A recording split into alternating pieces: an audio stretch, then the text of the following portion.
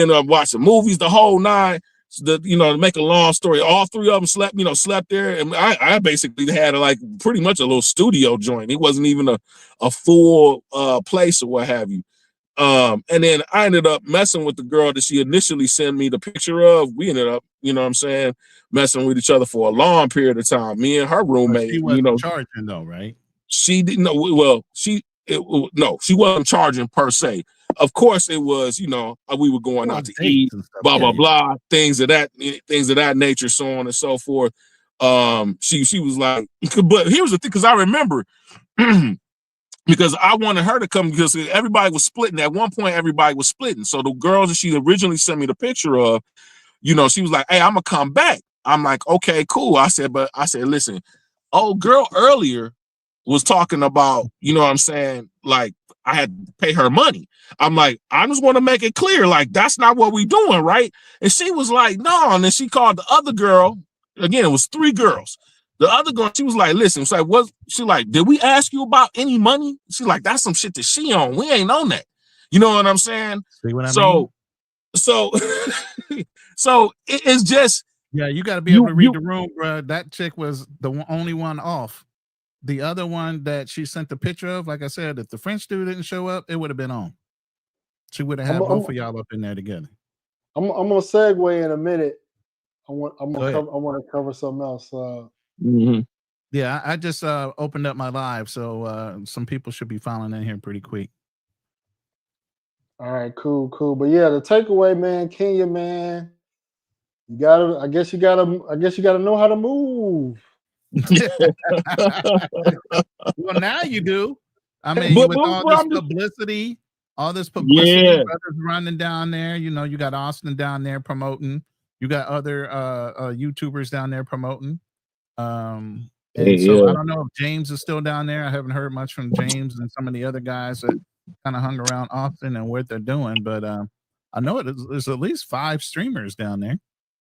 I mean, you could promote it, but like, obviously some people like, man, it's sweet out there. It's not like, Thailand is pretty safe, man, but guys promoting it like it's sweet. They showing all these receipts and good interactions, but as a content creator, you got a responsibility too to kind of, educate some people, because you can't just assume people. You can't just say travel at your own risk, because that's, Austin is an influencer. He's an influencer. I'm an influencer. A lot of guys are influencers. Especially when it comes to particular countries. So, but yeah, man, Kenya, man, it's it might not. I'm not gonna say it's not all for people getting robbed now. Is that what you're trying to say? Is it going to be the new hotspot for people getting not scope, but the old okie doke pulled on them? If they get away with it, there's going to be a hotspot. Like in Colombia, they get away with it because the police don't do anything. But in African countries, from what I've seen, is that if you report a crooked cop, they could lose their job. Like they don't. Oh, really? Once they get to the authorities, they take it seriously. You know what I mean? And the advantage is that, like in Colombia, most of us, a lot of us don't speak fluent Spanish, so trying to escalate it, or you got to translate with the cop on Google on Translate. But you can talk to these people in Kenya in English and be like, hey, I want your badge number. I'm taking a picture. You're not likely to get.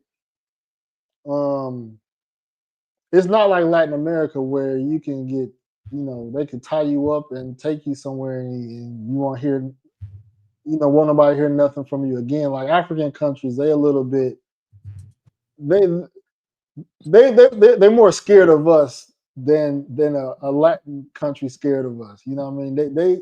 We got a little bit more, we can instill a little bit more fear in them. Oh, okay. Yeah. I've had 2 incidences where the police were involved, and it was nothing about me having to be bribed or anything. In fact, one of them, I called the police or what have you. I actually called the police station because the gate guard was blocking me from leaving. It was a dispute between somebody was subleasing to me. And then I ended up getting with the owner. Make a long story short, got with the owner. He allowed me to stay there longer when it was time for me to leave or what have you. I had found another place to move to. It was time for me to leave. I ended up getting a flatbed truck, was moving my stuff. The security guard wouldn't let me go. The security guard called the girl that was subleasing the apartment to me. And at the time, I didn't know this. I became aware of it at the end of the day. And so it was a dispute over basically a glass had gotten broken or what have you. And she wanted me to pay some money for it. I'm like, at this point, she had already gotten money out of me. So I was hardcore. I wasn't paying shit. Excuse my language. I wasn't paying a thing more than what had already paid her or given her. And so the security guard wasn't going to allow me to leave or open the gate so the truck could leave so I could leave. So I literally called the police. The police showed up. You know what I'm saying? They spoke to her. They had me come up. They spoke to me or what have you. Make a long story. So one of my female friends who had actually broke the glass, she paid for the glass. But I was like, I'm not paying for it. I ain't paying a damn thing.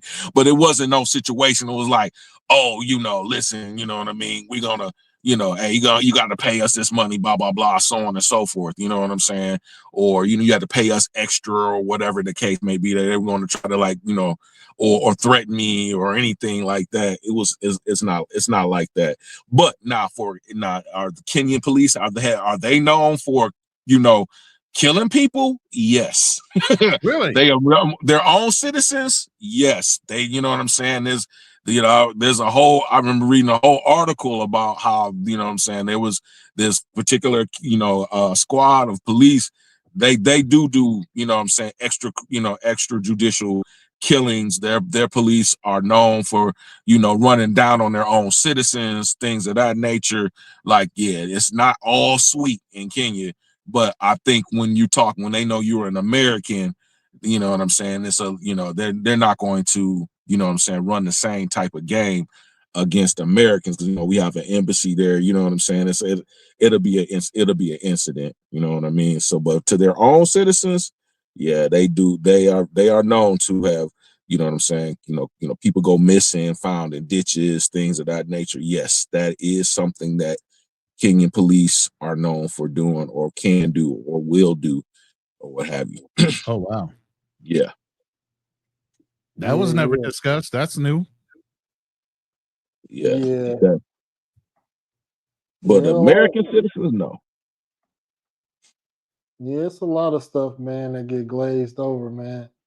But yeah, man, I'm waiting for somebody else to come up, man. But I want to get people opinion on having seeing the travel creators, put together a travel content battle. I've seen conversations about it. I inquired about it, to some people to make it more inclusive. To try to see if we could add something fun, because a lot, some people are saying that, that kind of watch the space or troll the space. They kind of saying, things kind of dried up, things getting kind of boring, and that just means that, it's not a lot of fuckery or shit people, people, it's only boring when you can't find shit when there's nothing embarrassing to look at. Everybody ain't on YouTube trying to embarrass themselves or make the movement look bad. So I think that I'm seeing a shift. I'm seeing a shift in content and stuff like that. So people that's used to the fuckery, they just gonna have to adapt or go elsewhere. So I see Darnell in the background. So I put together a poll, and since City come up, I'm gonna let him come up. So I'm gonna just bring him up solo. But I put together a poll I said, what should a content battle be judged on? And I just listed a couple of criteria: editing, best interactions with women, you know, best content that's diverse, like people that's diverse in content, whether they, some people show the women, some people show the cultural stuff, some people show the food, who has the most diversity in their content. And then other categories, you can say who makes the best shorts, video uploads, or even live streams. So this is more like for, I would say, travel content creators, kind of in the, in the passport bro space, or Black YouTube, or whatever you want to call it. So the poll, editing was 32% as the highest. Yeah. The other three categories was tied at 23. So so it seems like if that's a criteria, I think if it is a battle, I think it should be maybe different categories, so you can have different type of winners, or whatever the case may be. But editing, if when it comes to editing, I'm thinking about, like, let me know in the guys in the chat, like, what travel content creators you think have the best editing? Because I'm gonna say this, like, even though like let's say Check and Ace is like our biggest creators in this kind of demographic, Check doesn't do a lot of editing. He does his content, travel content, kind of like mine. It's pretty much raw. Yes. Yeah, IRL raw type style. Yeah. You know what I mean? Light editing and stuff like that. Ace, I don't study his content enough to know how much editing. He does a little of both. He does some documentary stuff where he gets into it and puts some more effort behind it, and some, voiceovers and some other things. But when he's just running the streets, he's similar to you and Check, where it's kind of like IRL type of stuff. And then he might blend it into some other stuff afterwards. When it comes to I was passport heavy, but obviously that's more travel than passport bro. But no, he travel. Travel passport content. Heavy is good. But he has a whole team. Yeah. When I answered your poll, I said best shorts, video uploads, or lives. I think it needs to be a combination of all. Yeah. Passport Heavy was. Yeah, editing. I would say Passport Heavy is up there. I've been Lord. Anybody know Lord? I see some of he got some decent editing. He's pretty interactive. The king of editing, as you put it, would be Zoom the Thailand. His blend between music, interaction with what he's showing, and his storytelling. Man, his storytelling and everything else. Yeah, is like, bro. Yeah. He's definitely top. He's up there. Well, he doesn't do big travel videos. He stays in one place. But I'm saying, if he was to travel and put that shit together, it would be over. Well, yeah, he would be. In a battle though, he would definitely be a hard. He'll be a hard matchup. I would say that Zoom, Passport Heavy. Who else? Who else got great editing? What's my boy Jackson Cooper, Coop's Corner? Are you familiar with Jackson Cooper? Yeah, I haven't seen. I've seen some of his content. I don't know. I haven't seen. I don't look at his content as like editing, like wow, this is clever. Like this transition was crazy, or like the B-rolls. I haven't seen. I don't know. I haven't looked at him like that. He does. He has a lot of stuff in it. He does things in his videos that aren't just straight videos. He does do a lot of good. He has editing and stuff, and different things. He doesn't do a lot. He does do lives, but most of his videos are uploaded. Edited videos, and You know what I'm saying? And he does have like music in it or like different little graphics or things that pop up. You know what I'm saying? You know, like they're prepared. You know what I mean? So, but I see what you're saying. You know, not nothing to blow you away, but you know, but he does have editing. Most of his videos are edited. For a battle though, we talking about a battle. Let me see. Like Malik said, he said, I think in the travel space, editing isn't a bigger thing. Yeah, I agree with you on that. But it got the most votes. So people want to see like talent. People skill. Yeah, there's a lot of skill, man. Sound editing alone, man. If you get a good sound editor, it can make or break a video. Oh, wait up. Is that keep Africa passport, bro? Is that the Ethiopian? Yeah. Are you going to talk about? Let me read this $5 super chat from the child. I appreciate your travel talking points. Thank you for the $5 super chat. Appreciate you, the child. Oh yeah, appreciate the super chat, man. Why she always in this space, bro? I can't. She kills me, man. Where do you think she gets her content from? Yeah, from the bumbles of the brothers that are out there acting outlandish. She's got to shop the content, bro.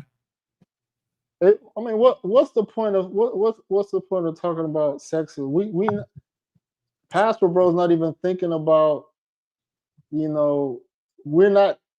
It's nothing to even reason to talk What's it about. say? We talk about. She said, "Are you going to talk about sexism and what else?" I can't read the rest of it. Or passport bro stuff. I don't know. She came in late, so I don't know. Bro stuff. Passport bro stuff. He said the last two categories I think are the most important. Let me see. That's, I agree with you, Malik. They are the most important to me. The top diversity. So when I said diverse content, diverse content is like people, like I said, they do everything. They show nightlife. They may show dating or interaction with women. They might show cultural stuff. You know, they may give informative stuff, food. Like who you know, name some people y'all think that you know that's pretty diverse. And I see you, Darnell. You can chime in if you anytime you want to, Darnell. Jackson Coop does do that, bro. He does food. He does food. He's been to different restaurants. I mean, he's in multiple countries. Okay. Like he was just in Haiti. Like he was in Haiti. I mean, excursions and stuff like that. I mean, to tell you the truth, Travelversity does a lot of that, but it's based out of Thailand, and he'll go to other places. He'll take the food. QB Passport just showed up. He does that. You know, when he goes to Mexico, you know, he'll not only take in the nightlife, but daytime excursions and different things like that. So there are content creators out there that have more diversity when it comes to not only just the lives and editing, they get into, you know, activities, you know. Yeah, I got to shout out my man Coop's Corner. He does exactly that. He was even when he was back in the he's from Ohio. He was even covering, you know, he was covering the election. You know what I'm saying? Asking people about the election. You know what I mean? When he was here in Ohio, he was like I said, he recently was in Haiti. I think he just put out of South Africa. He does clothes. You know what I'm saying? Like, yeah, dude, he's doing a lot of different stuff. Yeah, he did some good street interviews in Nairobi. I did peep that. Yep. Let me see. Zoomers up there, kind of limited on content. I think far as diversity, I think Zoe has some diversity in his content. Oh yeah, he does a lot of excursions. He does a lot of different things off the beaten path. It's not always about clubbing with Zoe. I think I mean obviously Check and Ace, they have, you know, you can find type of things. They kind of chilled on the women a little bit. You know, they don't show that aspect. They don't really show their dating aspects of travel. You know, I think I'm pretty diverse with different things. But yeah, that's a good category. That's a very good category. I think a lot of the guys that of the bigger channels, I don't think they're as diverse when it comes to a lot of stuff. It's probably mostly women, but that's a good category. And then like best short. Who shorts game is pretty good in the travel space? If y'all pay attention to YouTube. I think Austin has a lot. He does pretty good. Well, I see a lot of his shorts come up in my feed personally. It depends. I mean, there's really nobody out there that really puts out a good high quality short. I mean, like I said, they're going to be very quick, concise. Like you do food reviews. I mean, Passport Flexing, he does food reviews. There's several of you guys that will put out shorts about an excursion or food. That's where usually the shorts game comes in at. You know what I mean? I think V Swells, his shorts he had some popping shorts though. V Swells, his shorts he had some good shorts. His commentary was pretty good. I would say he had a lot of good shorts content that I noticed. Who else shorts game was pretty crazy? I think Keith had good shorts. Sin City, pretty much. I mean, because a lot of people, if you look at their views, a lot of the large travel channels, even my No Excuse channel, like the most views are on shorts. So so that's a good category. As far as now, what about live streaming though? So live streaming when it comes to a lot of guys can't live stream. They can content all day long, but getting on live is something totally different. All right, give me a person that could live stream when the topic's about travel. Now, I didn't want to put Razor in it because because his lives is not centered around him like being in another country or it's not travel. It's travel related, but it's not travel content. It's not. Melissa, we're jumping around right now, so that's why the topics change. Oh, but go ahead. Okay. Yeah, more about travel content is content that is geared to influence you to travel or influence you to travel. So, what anybody that points out that live stream that content is around travel influence, that's like more of a travel influence. Guapo, Andre crossing borders. That's true. Obviously, but Zoom only promotes Thailand. So there are plenty of people that do that part. Even the Andrew show, QB Passport Flexing. Yeah, I like QB. Myself. Andrew don't come off as he does a lot of more reporting though. He does a lot of reaction videos. He's not doing more travel. So yeah, you're right. He does a lot of reaction lives. But QB does a lot of lives and travel in the travel space. So I'll give him that definitely. Yeah. So I think that aspect is I think it seemed like it's kind of weak. It's kind of like a weak aspect of the content as far as live stream, as far as travel content. I don't want to mention your nemesis, but BMT's up there when it comes to that too.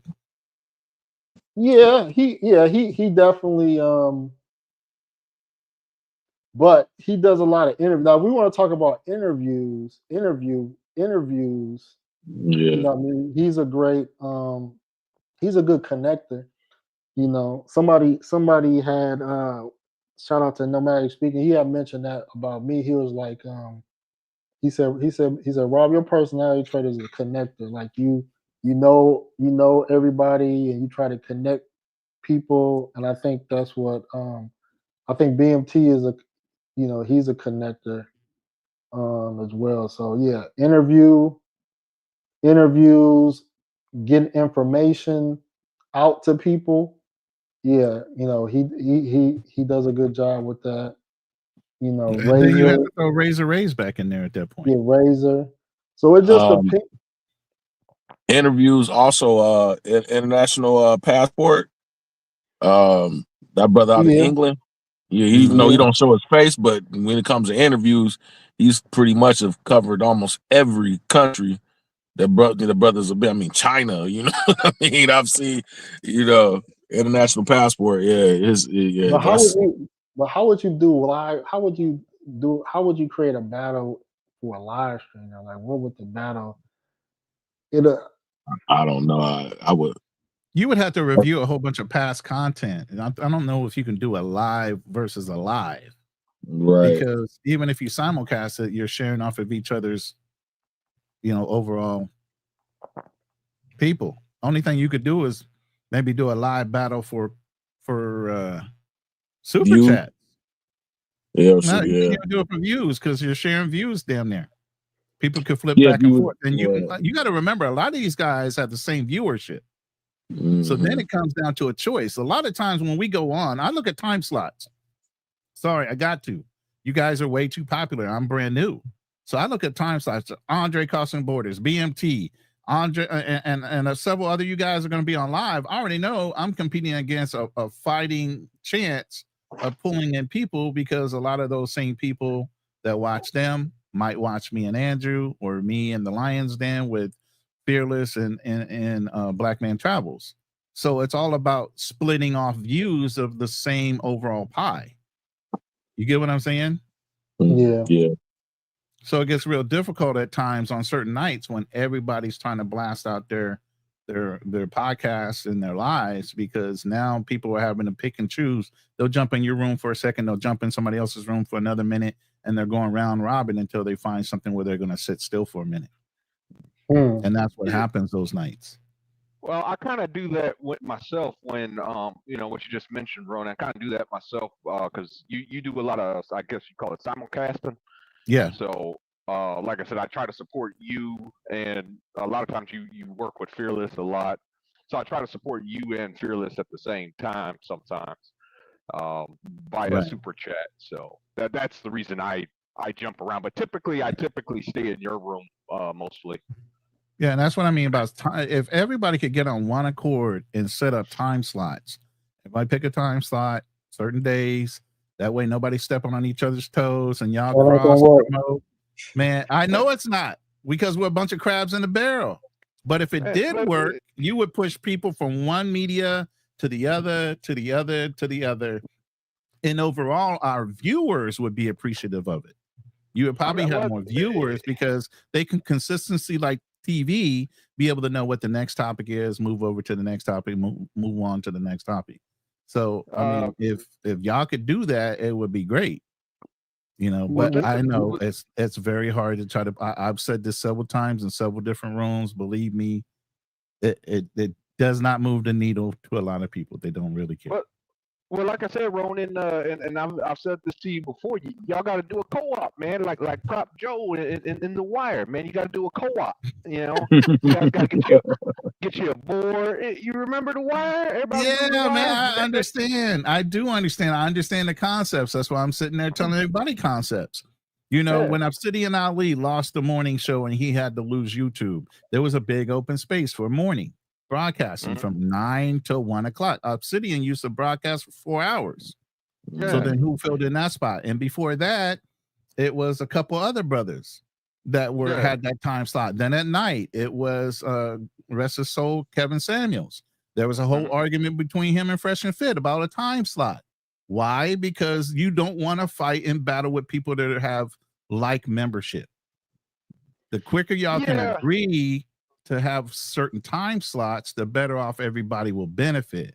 But I'm gonna tell you why it doesn't work, because if somebody popping or somebody hot and it's a trending topic, they not gonna wait for their time to like break that. They gonna break it when they feel like. Didn't nobody say you had to share what topic you're gonna talk about? Because that's I'm talking about time though. Topics steal all day long, but again, it's not really a topic you can claim. I'm not saying I didn't say topic. I'm saying time. So if there's something that's breaking, and you're live right. Let's say you're live right now, or about to be live. But I got this story I got to break, and this is like a peak time in a day. I'm gonna break. break you know it. What I mean? There's got to be certain rules and exclusions. You got to have rules and exclusions. Like if there's a breaking story, you're just gonna break it. You're not gonna just let have one person have exclusivity. But just like when you do a popular like show, like or if you're doing let's say comedy, there's always got to be an opening act and there's always got to be a closing act. The closing act guy that usually has the highest rating, the highest followership, he's the one that's drawing them in anyway. But people come to the opener so you can get your warm-ups. You can get. I can't believe that ZED actually donated to you because that's usually her thing. I have never seen her donate shit, but I don't think that's her. Anyway, if you have somebody like the #1 online guy, he's closing the show, like a Kevin Samuels. I wouldn't mind opening up for Kevin Samuels. Why? Because it's going to grow my fucking followers. Yeah. You get what I'm saying? So I don't mind opening up for anybody that's going to have them follow behind me, and then they're going to hit the actual big guy. But I'm not old enough to say that. I don't even give a damn. Well, think about it like this. If you guys get the, just you guys just need to get together, talk, and build a board. Build a board, and then whoever's the, whoever you feel is the largest podcaster out there in the space. I'm just going to pick a name. I'm not saying he's the largest. I'm just picking a name for example purposes. But let's say you nominate lead attorney. What the hell? These are lead attorney. Okay, fine. Lead attorney. Don't matter. Lead attorney. Just pick lead attorney to kind of run the board. Okay, this is what we're going to do. Everyone has a vote. Everyone that's a part of the board has a vote. So you just have like a Nielsen rating. Everybody has a Nielsen rating back in the advertising days. Well, because one thing is if people look at the analytics, like everybody has an audience where they're most likely online. So I wouldn't agree to a spot where my subscribers aren't, online at that time. You know what I mean? Well, I mean, but okay, but what do your analytics say? I mean, what are you averaging on a live, would you say?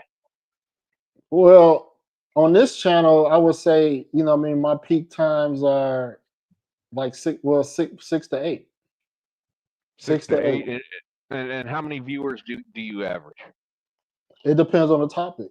I mean, if it's a good topic, I could probably have like 30 to 50, Okay. 30 to 50. Okay. So like, let's say there's somebody else that's averaging, say, 500. I ain't going to lie, during the same time slot. You might want to keep that guy, that's averaging the 500 at a time slot, we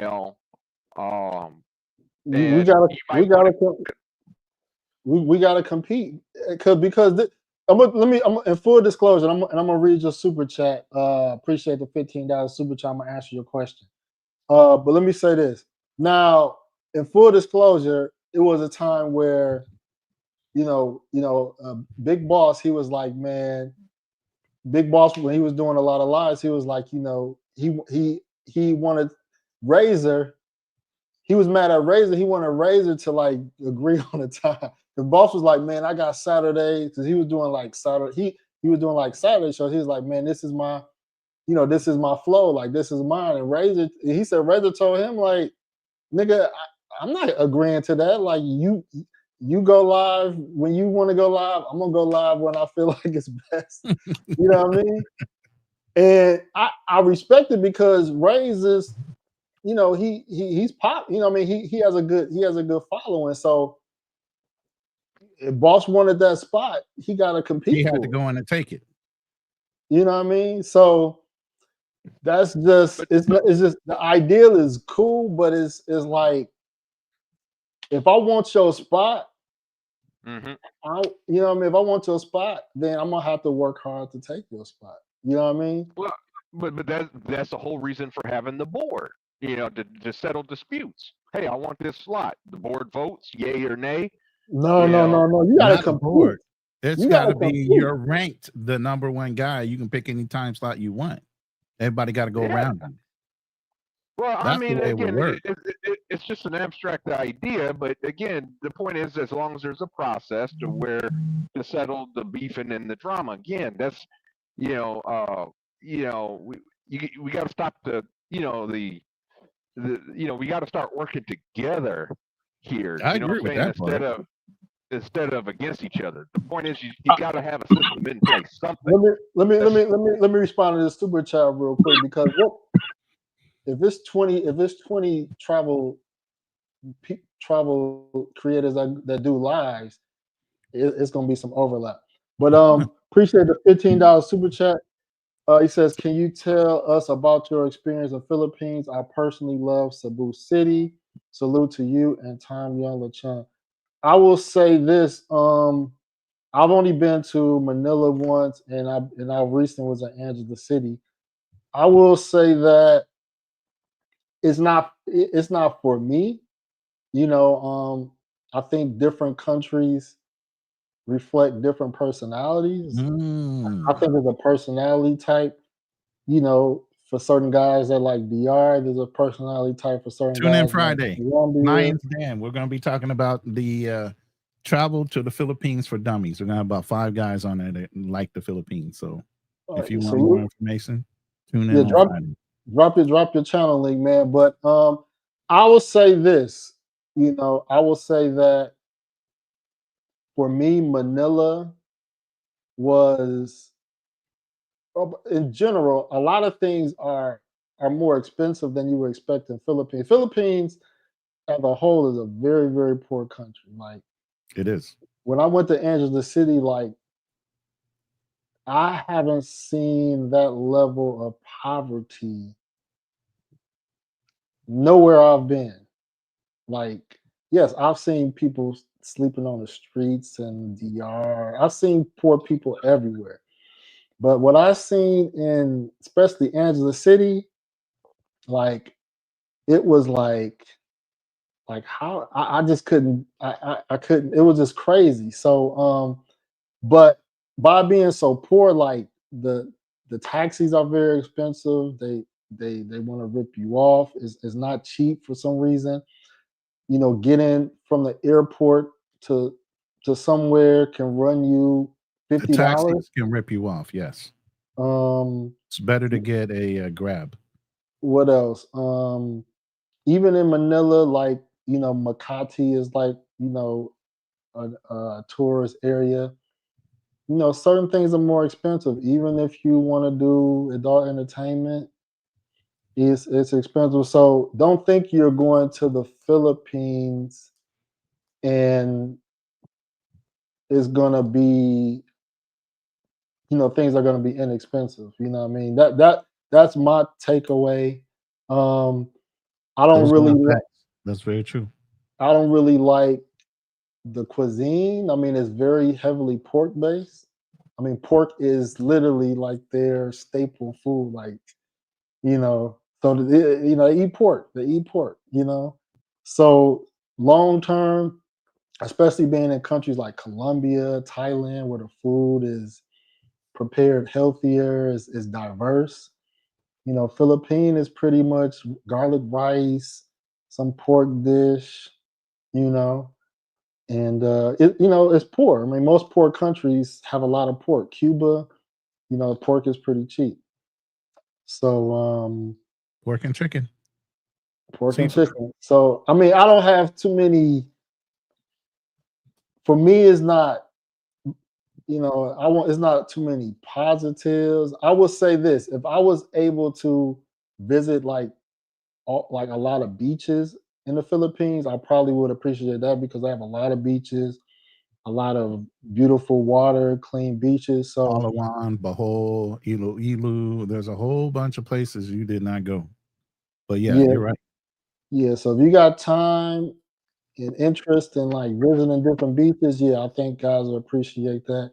If Filipino women are your type, I mean, then yes, you'll appreciate it.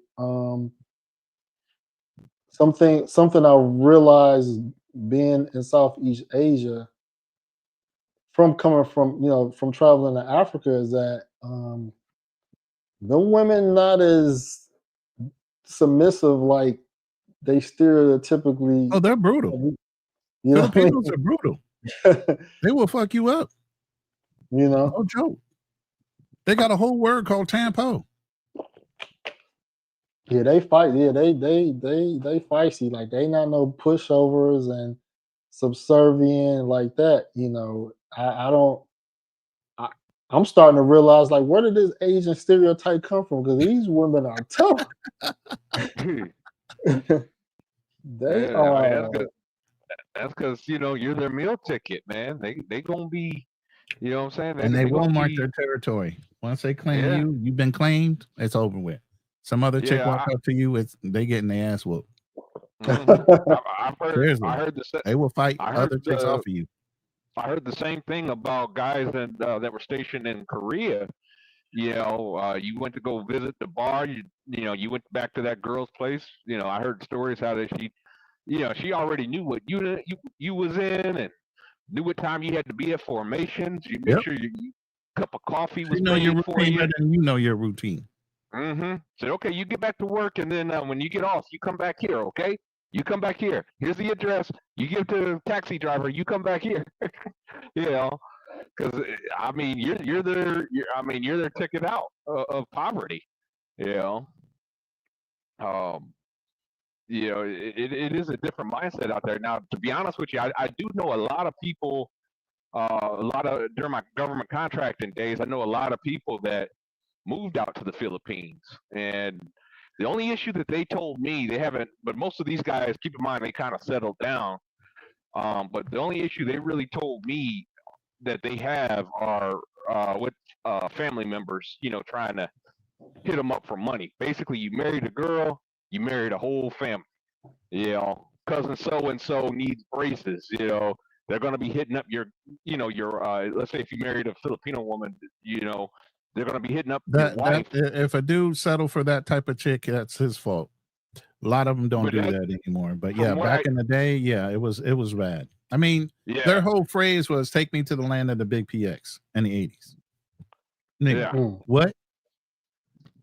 You already know what they're about if they saying that. Yeah. But I mean, like I said, that was just something that I had heard from a lot of guys, you know, that were married down there, and some of them, they had it under control. They told their wife, "Look, I don't care about cousin so and so. This is the approved list of family members outside your mom and your dad. Nobody else. I'm not taking care of nobody else." You know. Now, sometimes it does cause a problem. It can cause mental health issues. With the woman you're dealing with, because you got to remember, other family members are going to be bombarding her constantly to try to get her to get you to say yes to extracting some money out of you. Welcome to your home. Yeah, but those are the only issues that I have heard about, and again, this is just based on experience, coworkers I worked with. The one thing I will never, the reason I don't want to go to the Philippines myself. I mean, I'll go to visit just to check it out, but like, not, you know, I wouldn't want to live there because you can't own property. You know, yes, you could. I guess you could buy like 51% of a condo, but like to me, that's just, I don't know. That to me is just kind of stupid. You know, personally, I don't like condos. And then the fees, you know, I'm sure the fees right now are dirt cheap, but they can, you know, just like, I mean, just look at Florida. Look at what's going on in Florida. They start raising the fees out of nowhere. Oh, we got to do this emergency repair. Well, what did you do with the money that I've been paying every month anyway? Oh, that money's gone or whatever, you know. And they start hitting you up for money. So that's the only reason I wouldn't recommend becoming an expat in the Philippines, only because, hey, you can't, like, there's other countries out there where you as an American citizen can buy property. Well, you can buy you can buy a condo. I mean, own a condo, all right. You don't have to do 51. Same thing in Thailand. Both places are similar. Yeah, if you want to own land, the local has to own the land. You can lease the house for 99 years on an agreement. You know what I mean? Other than that, you know, they will always own the land. You will have the actual house under your name, dual title. And then, like he said, condos, as long as the condominium building is 45% occupied by locals, you can own the condos outright as well. But again, to me, that's kind of, it's still worthless, you know. I mean, those are the same kind of laws we should have here in the United States. Why the hell are we letting people come over here and buy up our shit? Chinese own a shitload of fucking America. Yes, they do. Especially in one disturbing trend, they started buying land around military bases. We all know what they're doing with that. Well, here's the thing, right? I mean, I've looked into buying land in a lot of these countries, and what I realized is that one, most of these countries I don't want to live. I probably don't want to live in anyway, and two, the visa requirements, because you don't want to own something in a place that you don't have residence in. Right. You know, and so a lot of people, and I realize this even with Colombia, and so so I'll just say this: when it comes for Colombia, even being married, even having a spousal visa in Colombia, you still got to renew your visa every so often. It's not like it's not like in the US where you get a green card and you good. So it's like even if you marry somebody in another country to have residency and you own land there, if you don't get lifetime residency, then you still at risk of not getting your visa renewed, and now you convert back to a tourist visa. So, you know, but you still own that land, and you can't do nothing with it if you can't even get in the country. Why would I own land if I can't be there? You can sell it. You can still sell it. Okay, so here's the thing. Scenario. So, old boy is saying you can't beat the combination of English proficiency and business opportunities. You're absolutely right. There's a huge potential for owning businesses in the Philippines, and the English language is another thing. To Rob's point, go ahead. The visa is really easy to get, especially if you're a veteran. It's $1,500 in a Filipino bank in the constant income. That's it. Not $25,000, not $50,000, not $100,000. You can get a permanent resident visa as a veteran. But you can't own land there. Yeah, that's the problem. You can't own any land. We're talking about countries where you can own land, freehold, and you can get permanent residency. But those permanent residencies are still $50,000, $100,000, or $200,000, or some kind of ownership in a business where you're contributing to their wealth or their community. That's not true for a lot of these countries. Yeah, I mean, you can go to Mexico. A lot of people go to Mexico, for example.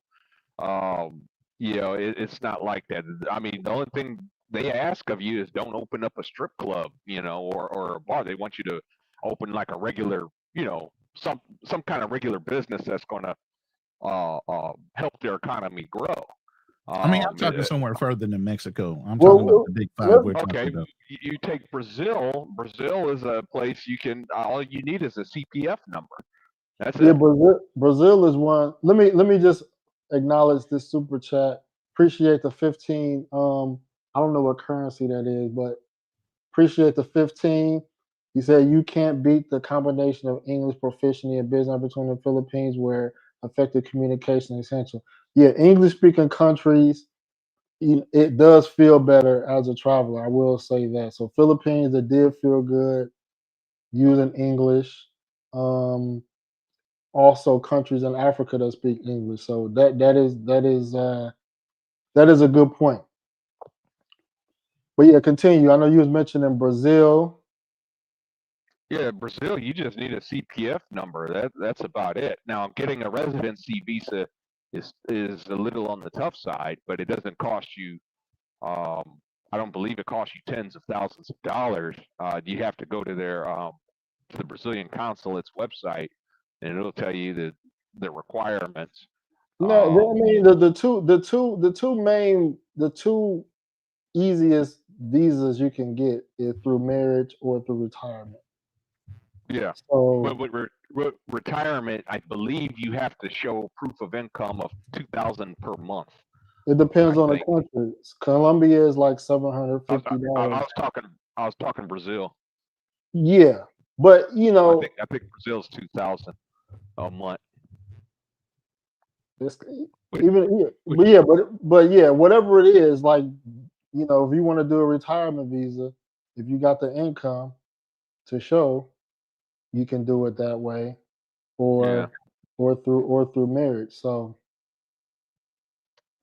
yeah, I plan on myself. I am going to try the marriage route. But then again, you got to also consider, well, if you get a visa through marriage and it don't work out, you can be expelled based on that.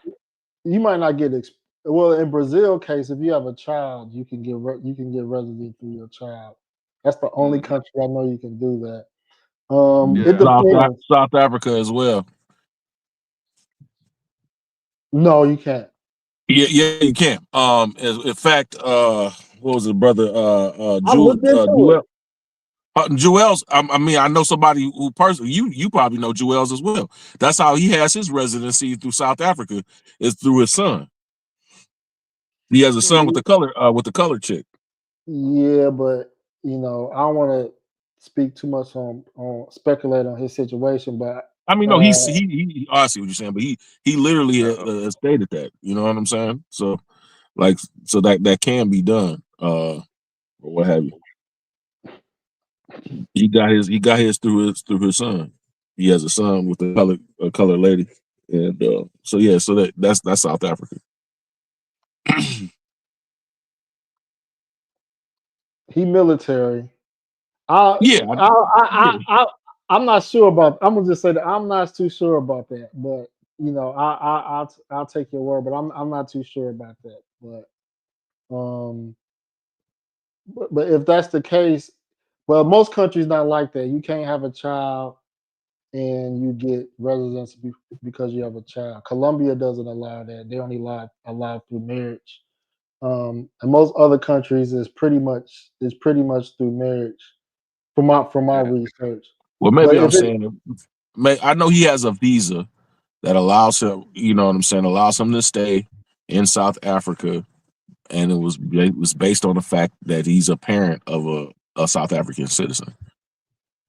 So that maybe it's not a residency, but it's a baby mama. I never let her go. I mean, some people do border what you call them too. Border runs, yeah, border runs. But yeah, if you married and it don't work out, you may not. If it's a country that you have to renew when it's time to renew, you know, you may not be able to get it renewed unless if you've been in that country long enough and you've established livelihood, then you can get residency. So it's not like, you know, they look at a lot of things though. But as far as Brazil goes, the only thing that would put you in jeopardy is, let's say you get divorced and there's allegations of spousal abuse, then that might, that might hinder you as far as renewal, or you might even get expelled. So you do have to be very, very careful, with who you hook up down there. If she kind of, sometimes some Brazilian women can get a little warm-blooded. If they're a little warm-blooded, what I mean by that is they like to get upset with you for, it seems like, nothing, or for little small reasons. You might want to leave her alone. Yeah. And yes, I'm speaking from experience on that. I mean, Zoe, he mentioned his property purchases. He got something in Thailand, I believe in Brazil, condos, which is good. He didn't. If you can live in another country without getting married, you know, that's good. Zoe, he shared that he got his retirement visa in Thailand. So he can live in Thailand without depending on being married. Brazil, he can too. So that's a benefit, you know. If you want to live in another country, be able to do it without having to get married. Oh, yeah, that's definitely the preferred route. Yeah. But like if you were to move to the Philippines and try to say you wanted to do what my former coworkers were doing, like buying land and building your mansions, you are going to have to get married or at least know somebody that you're cool with, and they have to own the property for you. They can lease it to you on a long-term lease. Yeah. Keyword lease. Yeah, just make sure it's a country you love if you want to invest in like land and stuff like that, man. Because all these countries outside the U.S. have in business. I learned something called a country risk. So every country has a risk factor. So you just gotta, like Scholar said, you gotta pick your poison, man. So whatever that country is, you're gonna go all in. You're gonna go all in. If it don't work out, you take your black ass back home. Yeah, you definitely want to make it. What I would recommend, you definitely American assets. I gotta switch my headset. My battery's low on this one, but I was just gonna say real quick before I do that, you gotta definitely. I recommend you compartmentalize your assets. In other words, keep something here in the States.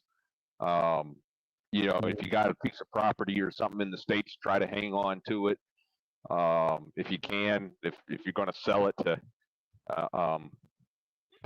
fund your lifestyle overseas, then at least keep a portion of the cash. Like I would say, a 6-month emergency fund. In case things don't work out, you can come back to the States and you can at least support yourself for 6 months while you find something, to try to get back on your feet. Let me salute brothers that bought property overseas that I know of in the travel space. And if I'm missing anybody, put it in the chat. Salute to Traveling Tony, man, building his house. He showed breaking ground, showed progress, and he got, I'm gonna call that motherfucker a mini mansion, man. He is definitely doing it in Tanzania. Zoe again, he purchasing property overseas. Zoom to Thailand has something. I know I'm missing some Colombia guys. Tailor Made Dreams. Tailor Made Dreams. DR. Flip flop. Yep. He's purchased businesses something. And everything. Yeah. I mean, Black Man Travels actually has land in DR. Yeah. People that's showing receipt. People that's showing receipt specifically. Who we was talking about, Joel's his passport Pookie. I don't know if I haven't seen any of his stuff lately, but yeah, he was building a house in South Africa. Okay, salute to Jew. Will has a house in Tanzania as well. Or is it Madagascar? Can you guys hear me? Yeah. Now we can. Oh, okay. Yeah, I just swapped my headset. But I did hear you mention about Traveling Tony. That's somebody Ronin, when we did the live, I should have mentioned Traveling Tony when I was talking about how do you build a house. Traveling Tony is a prime example of how you can, over the course of time, build your home. Because Traveling Tony, I spoke to Traveling Tony, and I asked. He's the one that again. Yeah, he jumps on our lives all the time. Yeah, but we talked offline plenty. Yeah, and I spoke to him, and he was the one that was telling me, hey man, I think he told me he didn't even have 50 grand when he went overseas. He just, over the course of time, he's just been building. Yeah. And that's How do you eat an elephant one bite at a time? Buy the land, then put the foundation on. Next couple months, build up, then put your foundation, start building up your walls. Next couple months, then you just little by little knock it out. Yeah, that's what I should have used him as an example when we had the last live we were on, when I was talking about when you guys were talking about, hey, living in comfort and this and that. Like, hey, you just over the course of time you build it. He's a prime example of that. Yeah. I mean, I had a unfortunate situation. You know, I had some land in Barranquilla, and it was pre-construction. They were going to break ground soon. Then a pandemic happened, and the construction company went bankrupt. So, you know, because people weren't paying into it, they didn't have the money to continue. So I lost some money, but I ended up probably getting like maybe like 60, 70% that I put back through bank disputes. But you know, that was, you know, that wasn't a positive, I would say a success story, but you know, that's a learning lesson that, you know, I was able to share with people that, you know, it's a risk. It's a risk, you know. Yeah, I mean, but the same thing can happen here in the States. You know, construction companies go under all the time. I can show you guys, look up Silverado Estates. It's a place up in Kingman, Arizona. They were building a brand new subdivision, supposed to be luxury homes. The builder ran out of money. This is the previous housing bubble back in 08, when everything collapsed. The builder ran out of money. They never finished the houses. You can go up there and you could take a look at them. I mean, they're all falling apart. Foundations are cracked. You know, some of them, they just needed, I mean, they were just waiting on the windows to be installed, the doors and the windows and stuff, and they just stopped. So the same thing happens here in the States. It's just one of those things. You just got to be careful. You know, it doesn't matter where you're at in the world. Well, the next country I'm looking to, well, probably a condo is Ethiopia. Really? I'll be going to Ethiopia, you know, sometime in January, and I haven't been there since 2021, and I've heard and I've seen that Addis has changed so much. Like when I was there, the airport was some bullshit. Like it was just really bad. But they got a new Addis Ababa's airport. Yeah, I was there. Yeah, they said they done remodeled it. They said it's like first. So they're rebuilding on the infrastructure. Basically. Yeah, they've already done a lot of it, and so the only thing is, what's going on with that? They were when I was in neighboring Djibouti, and we had a lot of Ethiopian refugees. There was a civil war going on back then. They had a bunch of Ethiopian refugees. I'm talking like camps of Ethiopians, you know, that were quote unquote displaced due to conflict. I mean, has that conflict been resolved? Because I heard they're still fighting. They're still fighting. ZED. She says they're still fighting in some places. It's not like, but it's in the northern part of Ethiopia. Yeah, like the Tigrayan region, they was doing something, but like Addis was always protected. You know what I mean? Addis was still always safe to go. Yeah, for now, but look what happened in Syria, man. Al-Assad's in Russia now. Well, Ethiopia is the only country that hasn't been colonized. Like I'll bet on them. I think God looking over Ethiopia. You know. I think the Italians. I think during World War II, they took over. That's Eritrea. They did Eritrea. Eritrea broke off, but that was the northern part. They did have a brief occupation of Ethiopia during World War II, but it wasn't. They didn't colonize Ethiopia. It was just a military occupation, you know, until they got kicked out by, you know, the Brits, you know. But yeah, I definitely want to do my research there, you know, for condos, new construction condos. Have you considered Nairobi instead? They're a little more. I think their government's a little more stable there. I've been to Nairobi. Matter of fact, I got a friend of mine. He lives in Nairobi, does business. He runs a chicken wing spot in Nairobi. He opened it himself. But Nairobi is food wise. When I went there for vacation, food dirt cheap. I mean, I'm not gonna lie to you. The infrastructure kind of sucks. You're at risk of running low on water. You might not have water some days. Electricity might go out on you, but I mean, for the most part, I would say Kenya, at least their government is somewhat stable compared to neighboring Ethiopia. They're not fighting a war on their own soil. They are in, I think they're in, not Djibouti, Somalia. I think they're in Somalia. But that goes to like a country. If it's a country that you love or have strong interest in, you're gonna look past a lot of things unless it's unbearable. You know what I mean? Kenya not for me.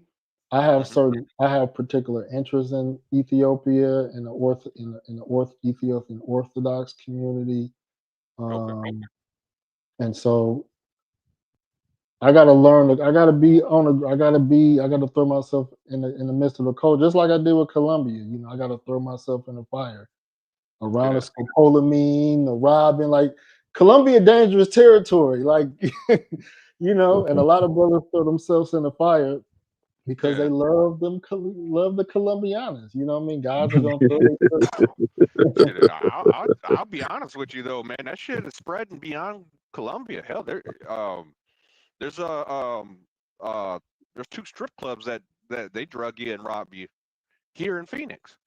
Well, technically it's Tempe, but it's on Scottsdale Road. There's two strip clubs right there. They'll drug and rob you. Yeah. I mean, so it's spreading. Desperate times call for desperate measures, huh? Yeah. Trust me, man. Passport bros, they have gone into dangerous, like the military, the CIA should be recruiting some passport bros. Y'all got cameras out. We got cameras out by government buildings and dangerous neighborhoods. They probably doing work for the government, probably looking at YouTube like, shit, these niggas they got the intel here. I wouldn't be surprised. Yeah, he's like, what's going on in such and such? Oh, pull up this guy. He's right there right now. Like, shit, you don't need no undercover agent. These niggas is doing the work. Yeah, to get assigned a handler.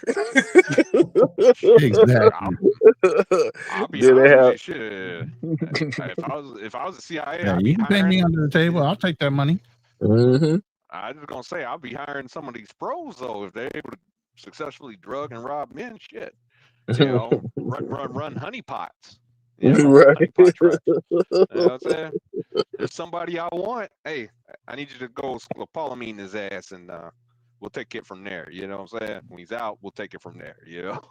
If the U.S. wanted to invade a country and get intel, they all they gotta do is go on YouTube. They probably already there, bro. They probably already there. Like, I guarantee it. They already there. You know what I'm saying? They already watching. You know. They should be. All right, then, Rob, man. I'm gonna get on off of here, man. Great panel, great show, man. Love supporting you, man. Y'all have a good one. Have a good evening. Yeah, salute, JBL. Yep. Appreciate you, man. Appreciate you coming up. Yep, no problem. Peace. TF said the elephant in the room is password bros are about to have to return home and apologize to Westbrook and admit that hoes ain't. I mean, that's kind of, it's some truth to that. There is some truth to that. Yeah, I mean, female nature is female nature no matter where you go. There's some truth to that. Yeah, nobody said hypergamy's changed based on the country. It's not changed. It's the programming of the woman. There's changed. So there's no apologies being made to Western women when their programming is still fucked up. Oh yeah, absolutely. Their programming's fucked up, but you know, the thing is, there was this myth or lie about submissive women overseas. You know, some. I mean, yes, are some of them a little? You might. I think statistically speaking, you're prone. You have a better chance of running into a more submissive and traditional woman.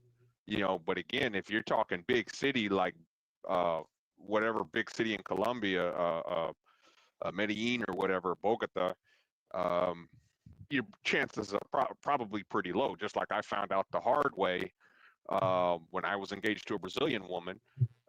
She was just as bad as any woman here in the States. It's just my dumb ass just wasn't taking the I mean, here's the thing. Doesn't matter what country you go to, there's still a high single mother rate.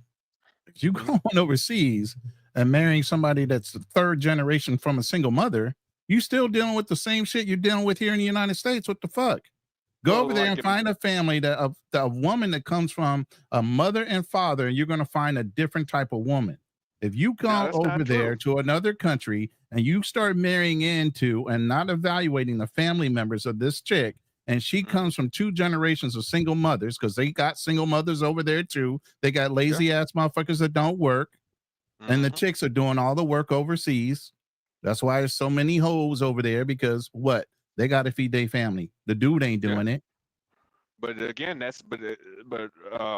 Ronin, that's not 100% true. My ex-fiance came from a Christian, married Christian family. You know, both the mom and the dad were together. Yes, they were still married. And they weren't from the city. They were out from Maish, like I want to say about a 45-minute drive outside of Rio de Janeiro. So then, what was the effect of her that she didn't take to those traditional values? My opinion was she moved to the city for work.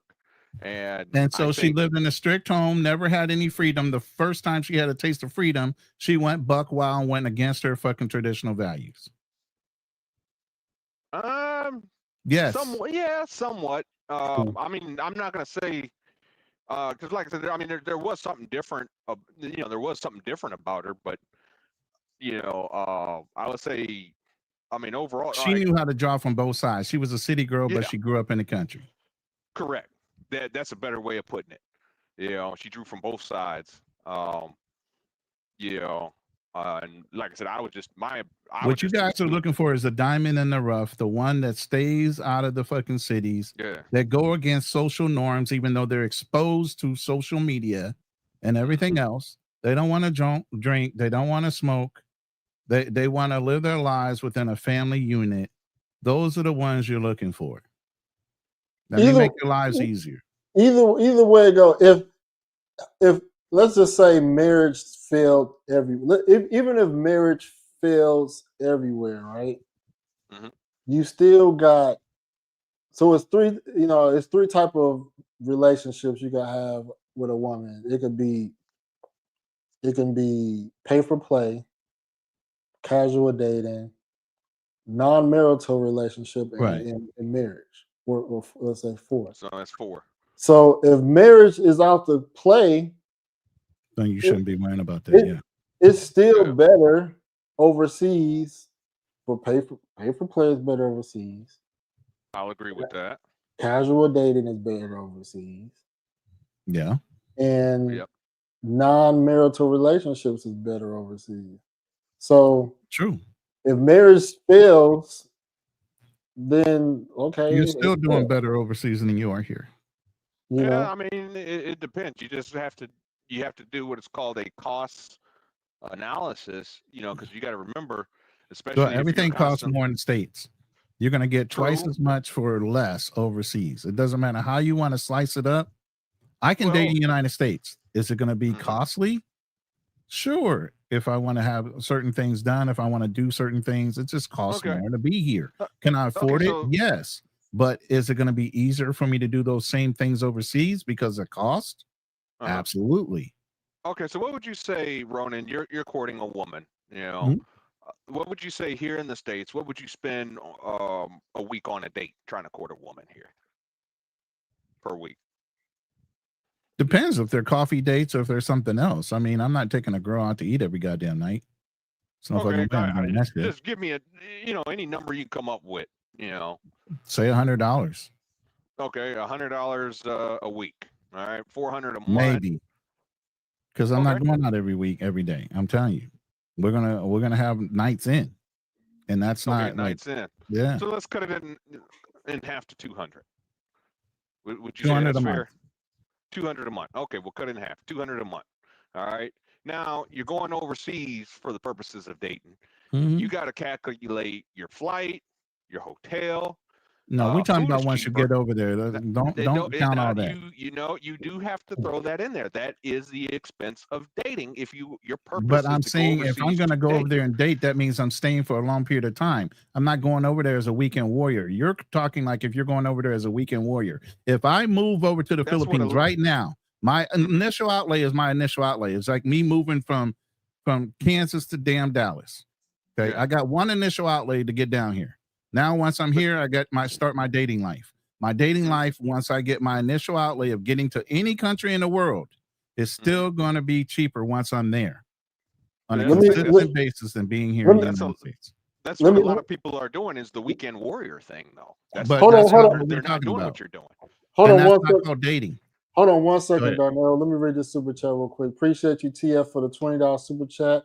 He said just showing a little support for the good discussions, man. No, I appreciate that, man. Salute, TF.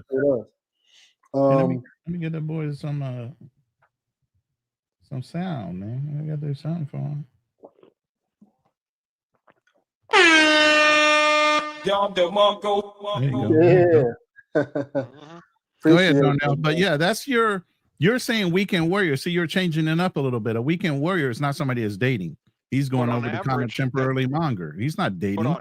But let's face it, on average, that's what the majority of the passport bros are doing. But you started off with the scenario of dating in those countries. And that's what they're doing. A weekend warrior is not dating, sir. They're under the guy. Well, they claim they are. A lot of them are. You can claim whatever, but are you really dating if you're just there for a weekend? No, you're there for a short time, which means you're there for fun, and you're leaving. That girl is being rented for the time. When you leave, she got 5 other dudes and a couple Western Union poppies that she's dealing with. She's not exclusive to you. That. We both know that, but so that's not considered dating. Dating is somebody you consistently going out on a regular basis, or several certain people that you are going out on a regular basis for. I agree with you, but I mean, how many times have we seen passport bros get into it when they find out a chick is, that's their own feelings. That's what they get for having feelings for a chick that's like that. So, but we're talking reality here now, Ronin.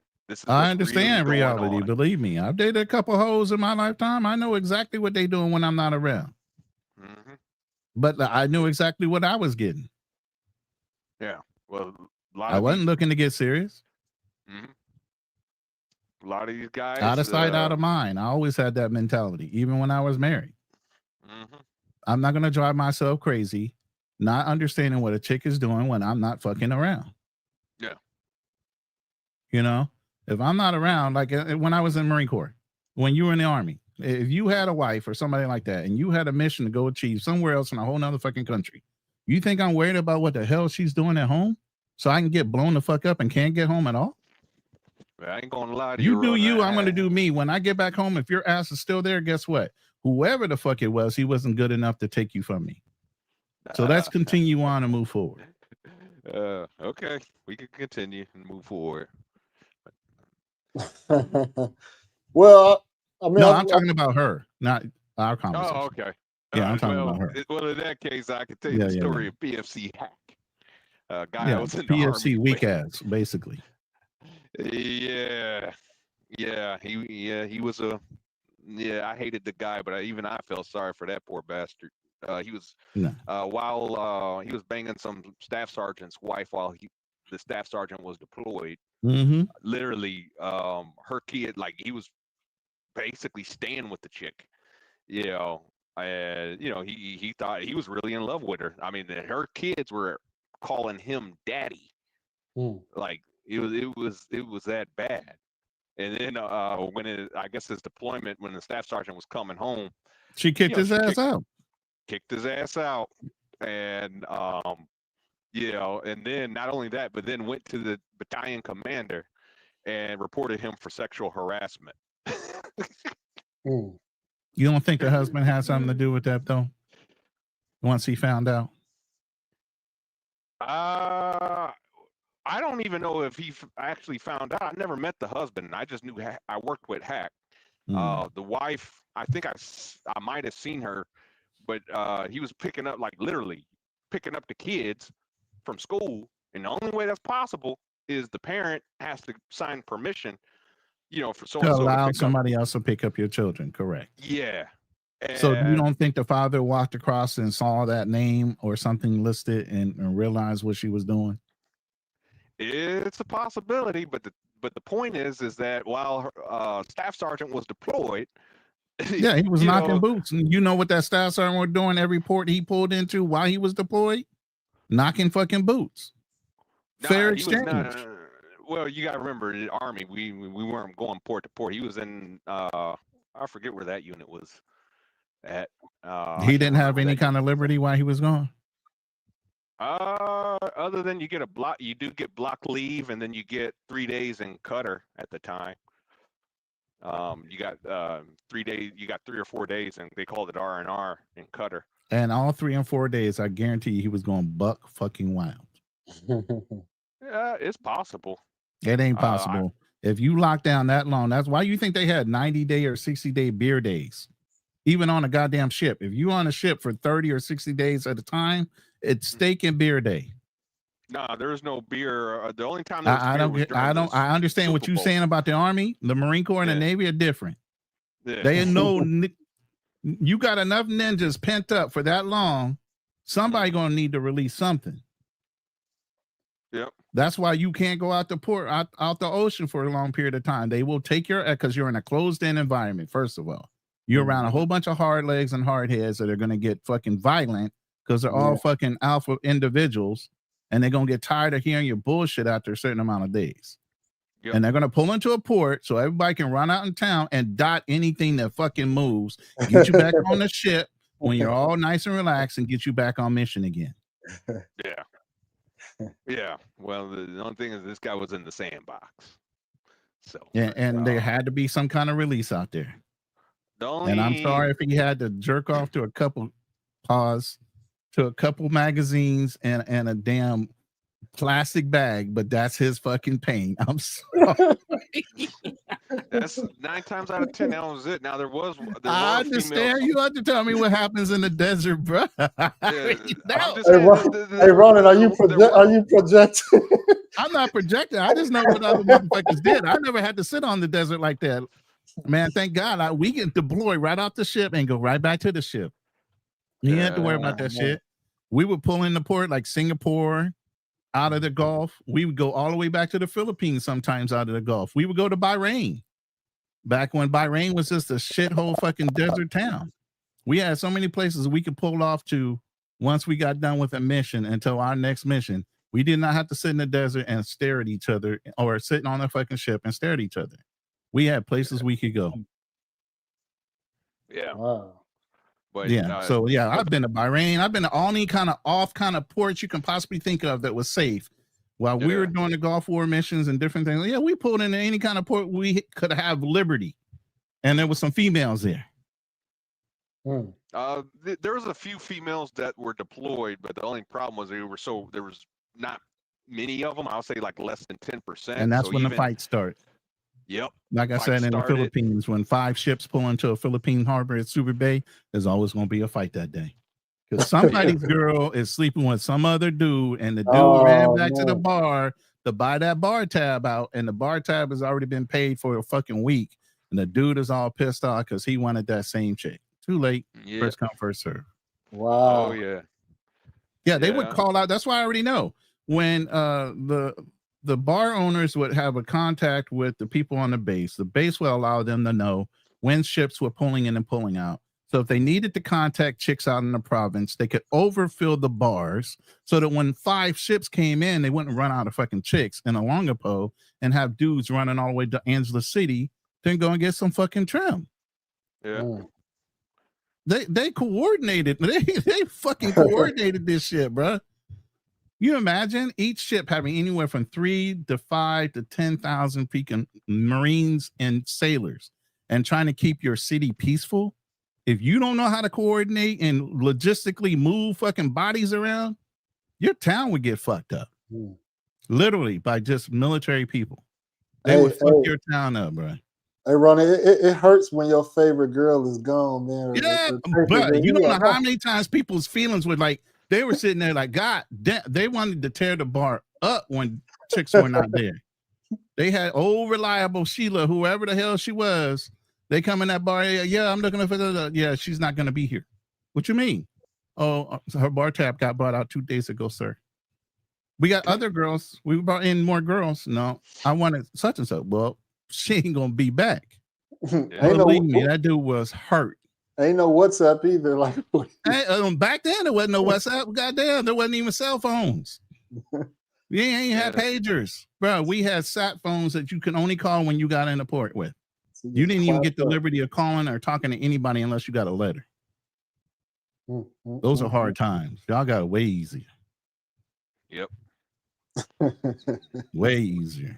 But yeah, that's why I say you can't have that mentality of caring. What for what? So you can get your heart broke down because you realize such and such is doing this and such. Man, fuck that. Yeah. I learned a long time ago. It don't pay to sit there and worry about what somebody else is doing. They either gonna be there or they not. You can't make them stay, and you can't make them like you or be loyal to you. They either are gonna do that or they are not. Yeah, but to me, so holding on to them with an iron fist is not gonna help you. What I saw Hack go through, man, I wouldn't. Even though I hated that guy, I wouldn't wish what he went through on my worst fucking enemy.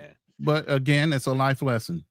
Learn from it, grow from it, get stronger from it. Pain is growth. That means you're alive. Yeah. And then there was a bachelor. Oh man, that poor guy went to jail, and I had to catch him. That's a whole nother story for another day. But I'm gonna answer this one question. All women are after your money. It's not just foreign women. All women are after men's money. There is no exception to the rule. Hypergamy is a worldwide situation. It is a woman's nature to always marry up, always want better for themselves, always to appropriate with the best genetics available. That is not against their nature. And anybody that thinks otherwise than that is insane. Yeah. And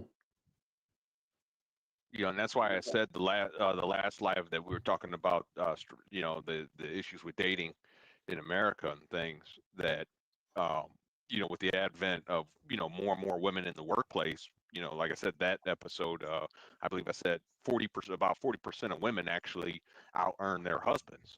And a lot of times, if you notice, divorces have gone up since then. Divorces are in what country is higher? In the United States. Oh, of course, yeah, absolutely. Yeah, I mean, because then it becomes harder to fill that hypergamy role.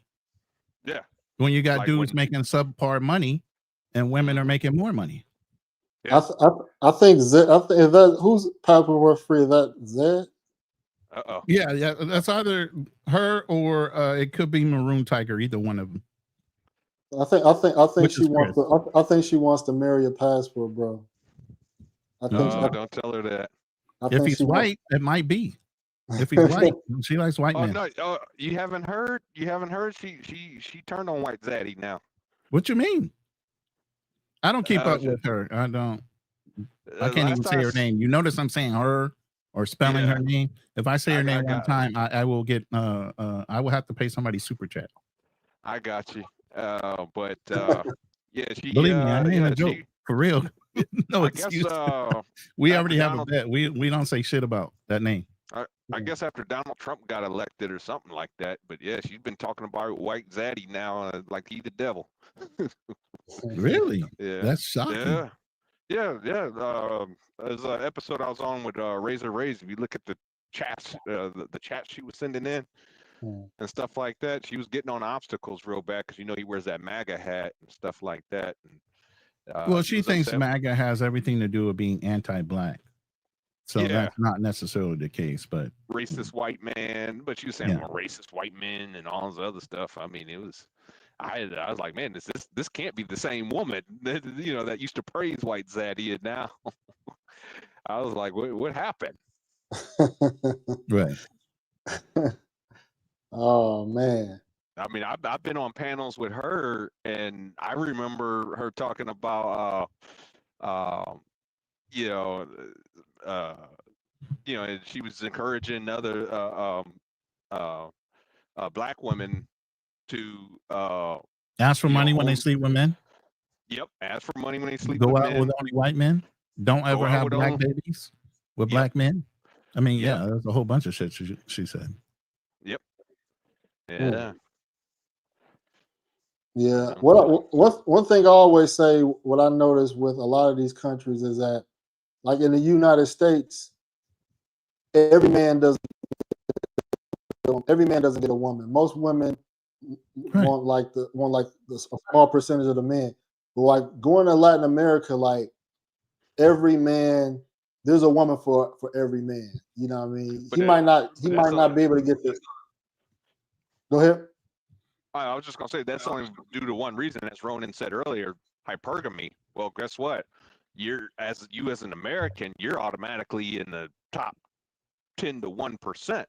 No, he's talking about even in their own countries. There's a Latin man that still has a woman, regardless if he's a highly profiled man or not. He's still going to get a woman that's going to be a helpmate to him. Yeah, true. Available. True, but as soon as American dudes show up, I'm not going to say that she's not going to stay with that guy, but I promise you, she's going to be, at least playing the game of playing girlfriend or whatever with American dude.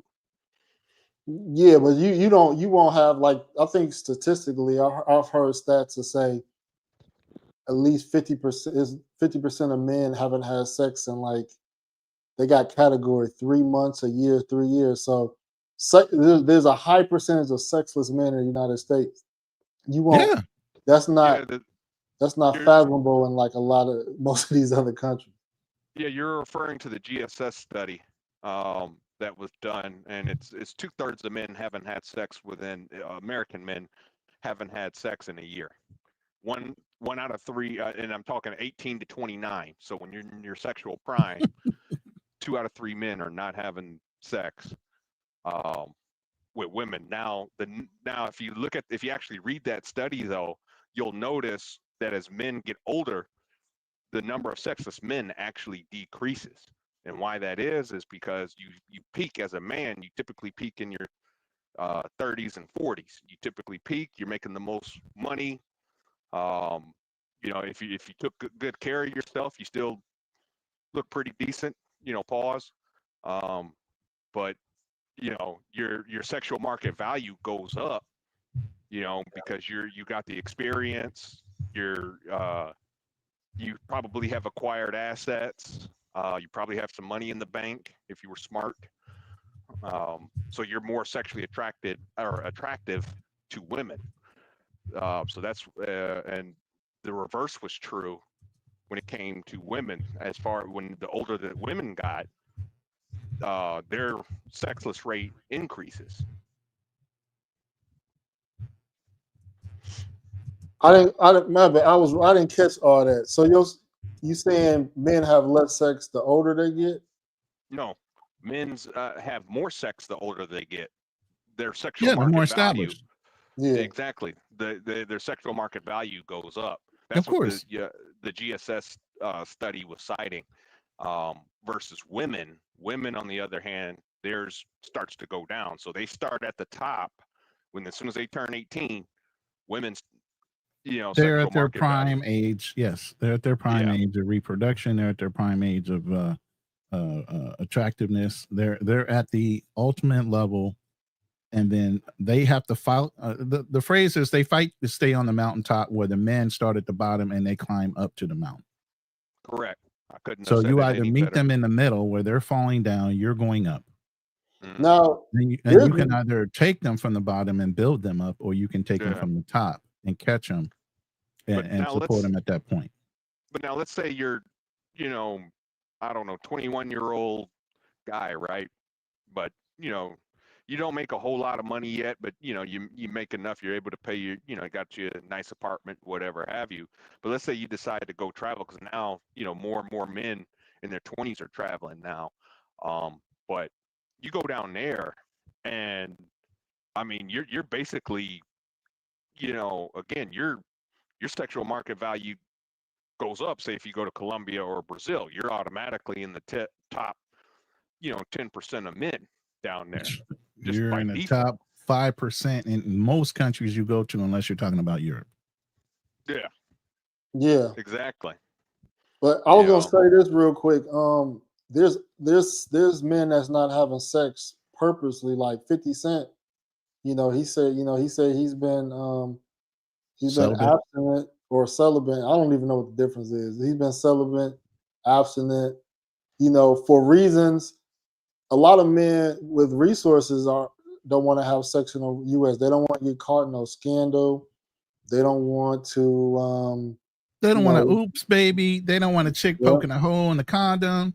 Look at old boy to put the hot sauce in the condom. Chick try to sue him after the fact. You know what I'm saying? Yeah. Chicks are conniving nowadays. They will do anything to come up.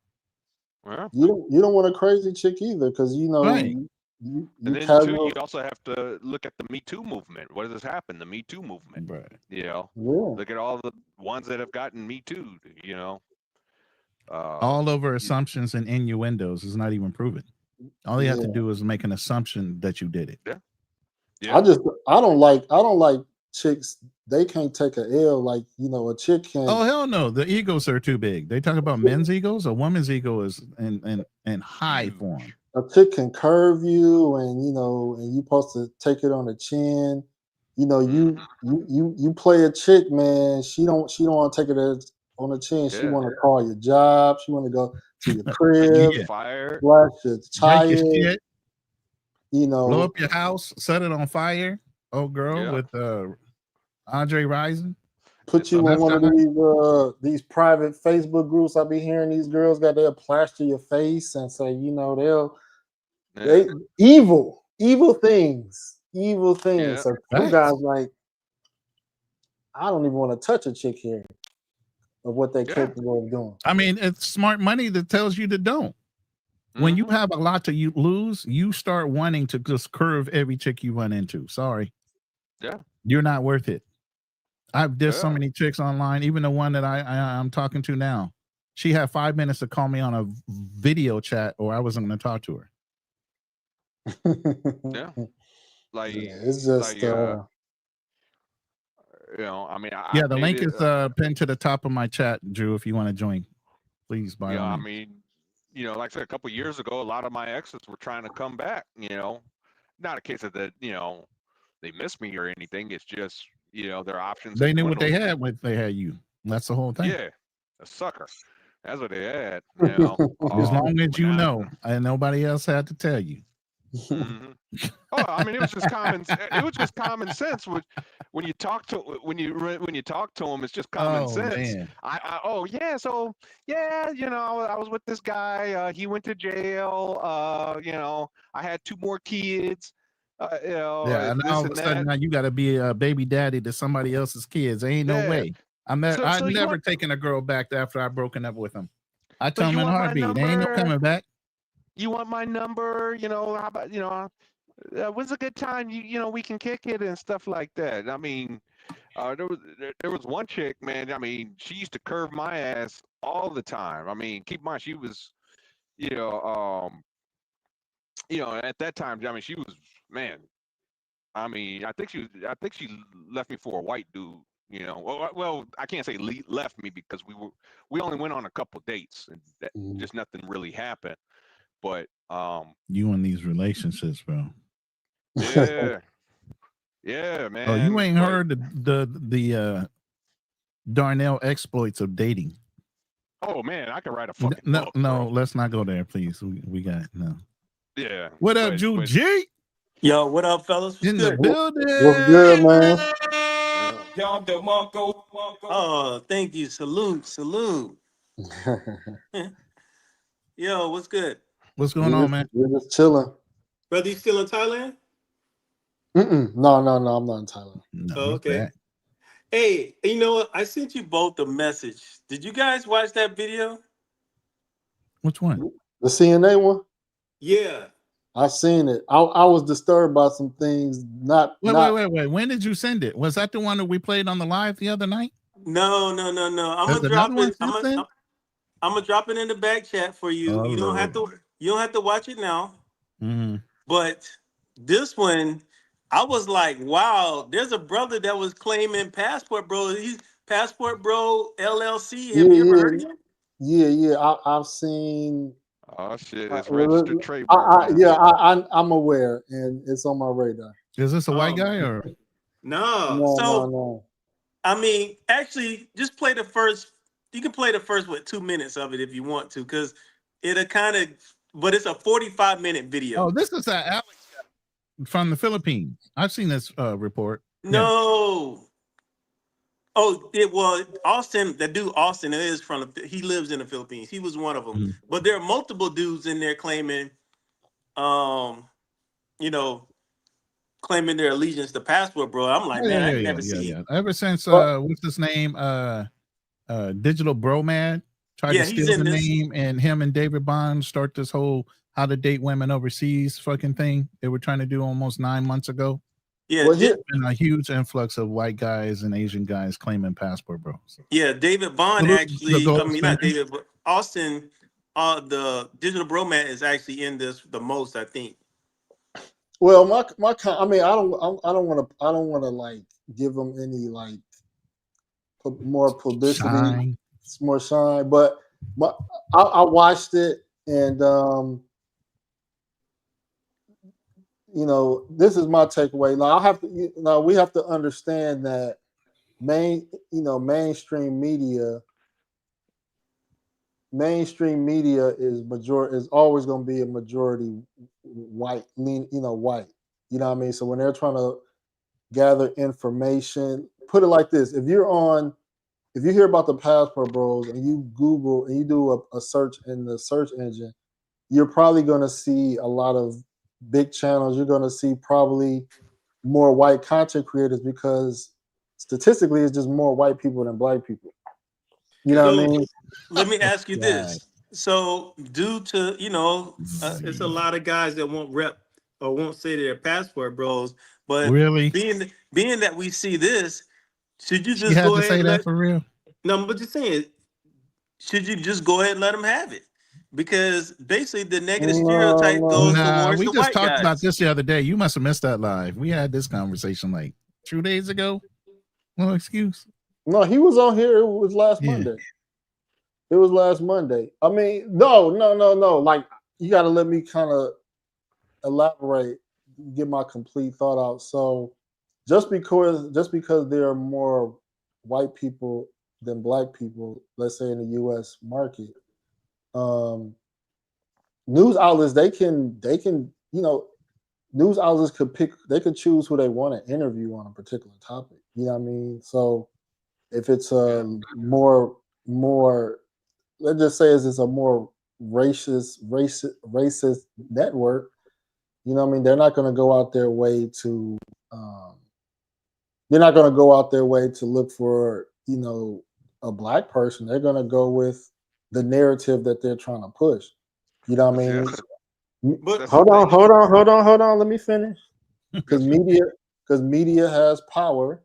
We see that even in politics, where the Democrats own the majority of mainstream news outlet media, so they can control the narrative because they dominate the media market. So whoever makes those decisions, they can pick who they want. Now, when it comes to trademark, when it comes to legal stuff, then that's a different thing. They're not stepping on my toes when it comes to doing anything infringement. You know what I mean? But people that's getting credit or publicity behind it, you know what I mean? I can't, you know what I mean? Can't nobody control who news outlets, want to, interview when it comes to that. Yeah, the only thing is though, you want to know the truth. White passport bros have been around since that I know of, at least since the Vietnam War. In fact, this. But we weren't called passport bros, and we're not taking that. Military guys are not taking that. But they were doing the same exact. No, but the definition of passport bro. They built the very same places that everybody is going to Thailand. They built that shit, a few black soldiers, I think, built up, because you got to remember segregation. You didn't want whites and blacks. This is our whites didn't want black people. So, there's a couple black soldiers that built up spots for black soldiers going on R&R and stuff like that. And then, but the thing is, I mean, they've been even after the war ended, they were Cambodia used to be the spot up until some news. I forget. I think it was CBS. I think it was a reporter from CBS exposed what was going on in Cambodia. But whites were going in Cambodia all the time. Going to another popular one was Costa Rica. That was popular. It got saturated, but that was real popular. The thing is, they've been doing this shit for decades. Like, I know with passport bros, the guys think they're doing something brand new, like they invented the wheel or something, but they really didn't. They're posting it online. Well, I guess what I'm sorry, no excuse. I guess what I'm trying to say is that if Zed in the background too. If there's a negative connotation around it, why not just go ahead and point the finger at the white guys and say it's them? It ain't us. Because that's the thing. Because there's black people involved, they're gonna start pointing the finger at black men. Everyone's gonna be looking for a scapegoat. But everything in that documentary was all white guys. Everything negative was all white guys. Even I seen another guy. He's a mask. He wears a mask. I think his name is like anti-prof or anti something. He even mentioned passport bros, and he was talking about they were all white. And I was like, wow, this is what the brothers need to clear their reputation. But see, that's the thing. If you remembered, there's this guy by the name. He used to go by the name Cuba Dave. Yeah. And Cuba Dave, I mean, he was popular back in the day of the message boards. Yes. He was like a fucking hero to some people. And the thing was, I used to be a part of those message boards. I used to read every message and stuff like that. They did not like black people. When they found out, like, they were going to Brazil, they were talking about Brazil. Then next thing you know, you start seeing on the message boards, oh, we got an influx after Snoop Dogg came out with that video, Beautiful. There's more and more black people in Brazil. Shit. So they went to DR. And then they started seeing more and more black people in DR. They're like, fuck, we got to find another place to do what we're doing. There's more and more black people. They kept throwing it on black people like we the ones ruining shit. All right. Well, there's a couple of different conversations going on, so I want to kind of focus on what Drew brought up, which the video. If you haven't seen the video, it's gonna be hard to kind of pull what he's trying to convey. Speak of the devil, and she shall appear. But so let me before I let her speak, I just want to speak on that video that Drew put up. So those that don't know, so it was a documentary by a group they're called CNA. I'll put the link in the CNA Insiders. Yeah, I never heard of them, but I think they're British. They're a British news organization. Makes sense.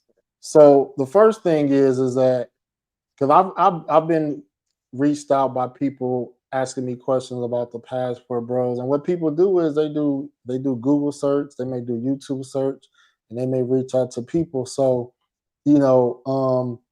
if somebody like that one is a company called Passport Bros LLC, a black guy, and just like him and other people, they want to hop on a movement. They want to try to brand themselves. He has some trademark applications out there for different stuff. I'm not going to get into all that, but, he made himself visible enough to probably show up on a Google search. You know what I mean? A lot of us don't invest in websites like that. So he might have came up on a Google search. They reached out to him. Whatever research they did, they got the people that they got and interviewed them.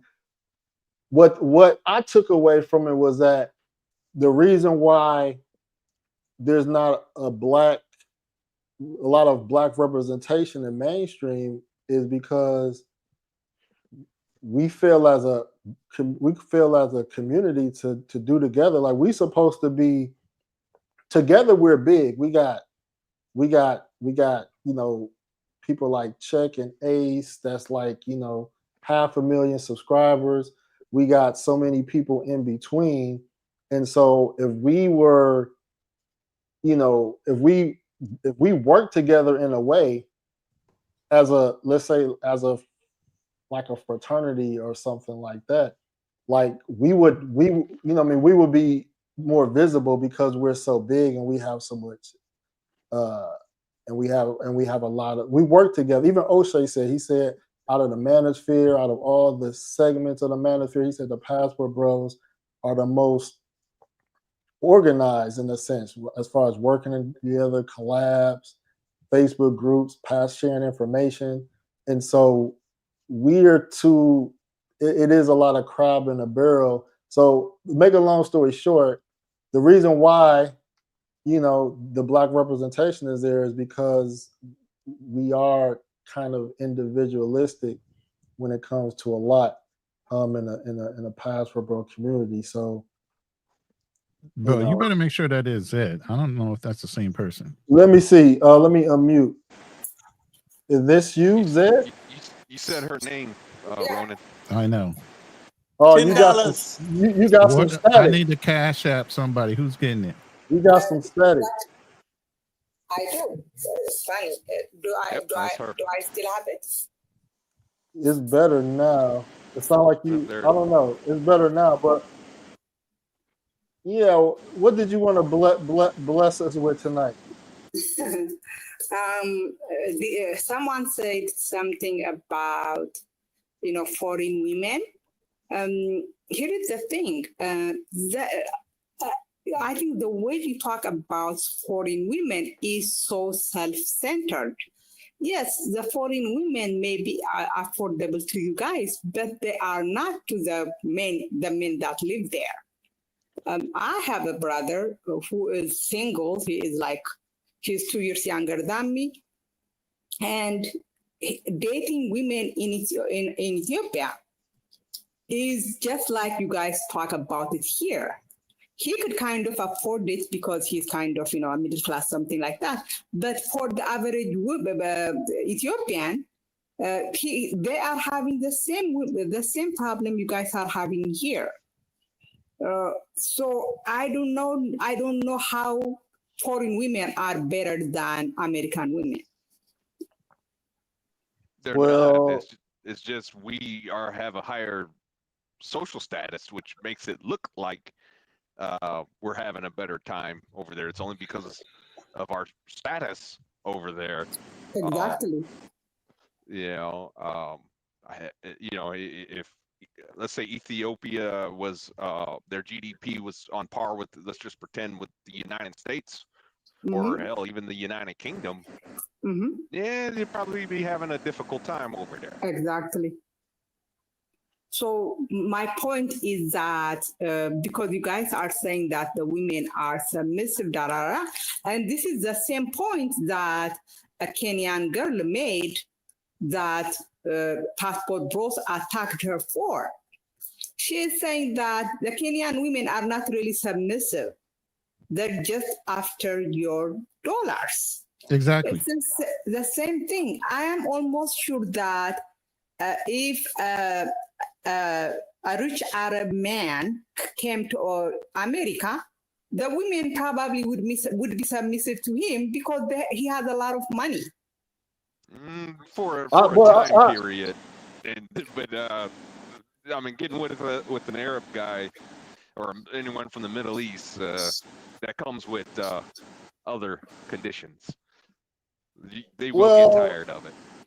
Well, I think I'm gonna mute you, Zed, because you got like static. But I think there's a misconception. I think there's a misconception with what submissive is and what it means to a lot of people. So, you know, and I'll say this again: like submission, the word of submission means to submit to something, and usually you're submitting by some type of force. Usually, you can submit to money. You can submit to religion. You can submit to the threat of abuse. You can submit to, you know, your parents. You know what I mean? But submission is an act. That's what it is. Submission, in its essence, is an act. It doesn't mean it's your true self, because, you know, when people say women are naturally submissive, that's not true. Submission, by definition, is an act. So, to her point, women are submissive. Well, some women will be submissive if you have a certain means of money. It's an act, and some guys are cool with that because it's like, okay, I have this leverage or power over you, and you know you're submitting to that, and you know that dynamic works with some people. But what I found is, and I want to talk about this next week. What I found was that I don't want a woman submissive because that means she's not showing me who she really is. I would rather a woman be more feminine. That's a quality that I like. But submissive, I think guys need to get away from that, because that, you know what I mean? Because that means, because I've had control over a woman with my resources, but it could be an instance where she could be like, you know what? I don't need your money no more. You know, I'd rather, it's women, even in the US, they'd be like, I'd rather be poor. I'd rather sleep on the street than be with you. I don't care how much money you got. So once a woman relinquishes that power you have, you can't do anything.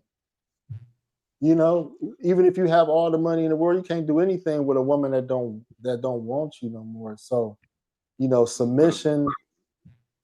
Go ahead. But a lot of times, though, that's usually because they found somebody else that makes more money, or let's say you married them and they waited the time period where they automatically get half of everything, you know, and they just got to go to, you know, in front of a judge. I mean, you know, naturally, yeah, you know, she's definitely, going to have that. I don't need you anymore. That's because she got your ass one way or another. Either she found another guy, or she's entitled to half of what you have. No, or she has government assistance to rely upon. Even abuse, like it's in some countries, women may have to endure abuse because they don't have no police to go to, they don't have no outs. But in the United States, you know, a chick be like, I don't have to deal with abuse, you know, even if a man has that physical power over her. So that is, I mean, I like the fact that every time I join the panel, I notice that you guys are abandoning more and more of your original points. Originally, you used to say that you go abroad looking for wives. Now you have admitted that's not, you know, a lot of passport bros are admitting that's not really what they are going for. But I remember when we pointed out that you are not actually going there looking for wives, you used to attack us, especially not me actually, but you used to attack Black American women. You used to call them bitter. You used to call them, not you specific, you know. Who used to say that? You saying you as in like a general term, or you saying you as somebody specific? As a general term. Okay. So, but now I have noticed that, you know, I have heard one person on this same panel saying that I think it is the BMT guy or something. I forgot who it was. He said that it's no longer, the kid that they no longer claim that they are going up, to all these foreign countries looking for wives, which is, your original goal that you guys used to claim that you went there looking for wives. But now that you have abandoned that, now you also are abandoning that, the submissive, looking for submissive women. You say, you're not looking for submissive women, any longer. But let's be honest. I'm saying that, but other guys not saying that. I'm saying that, but I'm saying that other guys, they don't really know what submissive means. So I think they're just conflating submissive with being nice. And also, you can't lump all of us all in one too, because everyone's going to look for different things. Yep, that's true. And there is this other thing too. Here is the truth. The truth is, I am from a poor country, and women from my country are supposed to be submissive, but they are not. They are just poor. And if a person is nice to you because they are poor, that doesn't mean they are nice. That's the thing. Like, in my culture, there is something, we fast a lot of times. And there is a saying that if you are fasting because you don't have anything to eat, that's not really fasting. That's right. That's true. That's true. Yeah, you are fasting because you don't have anything to eat. Right. It's the same thing. If you are being submissive because you need money, you're not really being submissive. If you are being nice because you need money, you're not really being nice. If you are feminine because you are, and I actually hate this idea of feminine. If you are a woman, you are feminine by definition. If you are a man, you are masculine by definition. If a man is dancing or whatever, doing whatever, I am doing right now, he's still masculine. I hate that idea of, feminine. Feminine just means a woman is something a woman is doing. But that's not the point. The point is that the women are not submissive to you because of their culture. They're submissive to you because they are poor. Yeah, I agree. I agree with you because, like I said, submission is an act. And submission means that I don't know why you got that static. Submission means that when you submit, you're submitting to a higher power, whether a person has financial power, physical power, or spiritual power. Or I always throw in family too, because women allow themselves to be controlled by their family to a certain extent too. So yes, if you're a passport bro and you want to control, if you want to use your money to leverage what you want, then then you're getting submission in exchange for your money. Yeah, that's true. But if guys want to do that, that's their prerogative. I'm saying now that it's not going to work a long time, because a woman in these times, they're only going to be submissive until they get what they want, because a lot of guys, they gave money to help a woman start a business. She got her business up and she don't need them no more, or he done put her through school, and so now she good, or she was submissive till she got to the US and she don't need you no more. So I realized that I don't want to have a woman that I'm controlling through my money, because I know is not genuine, and it's gonna backfire on me at some point. So I would rather a woman be, when guys say they want, I would rather for guys use I ain't gonna say what language they should use, but I'm not gonna use submission. I'm gonna say feminine, because my relationship experiences overseas in Colombia, the women, even, my wife, masculine traits. So Yeah, Let me read the super chat. Let me read the super chat, then you can go ahead. Okay. Appreciate you, Rolando G, for the $20 super chat. Or that's your super chat, Ronin. Yeah, I was trying to read it, bro, but you pulled it up. I'm like, yo, okay. I appreciate you, Rolando G, my brother. Thank you for pulling up to the to the chat.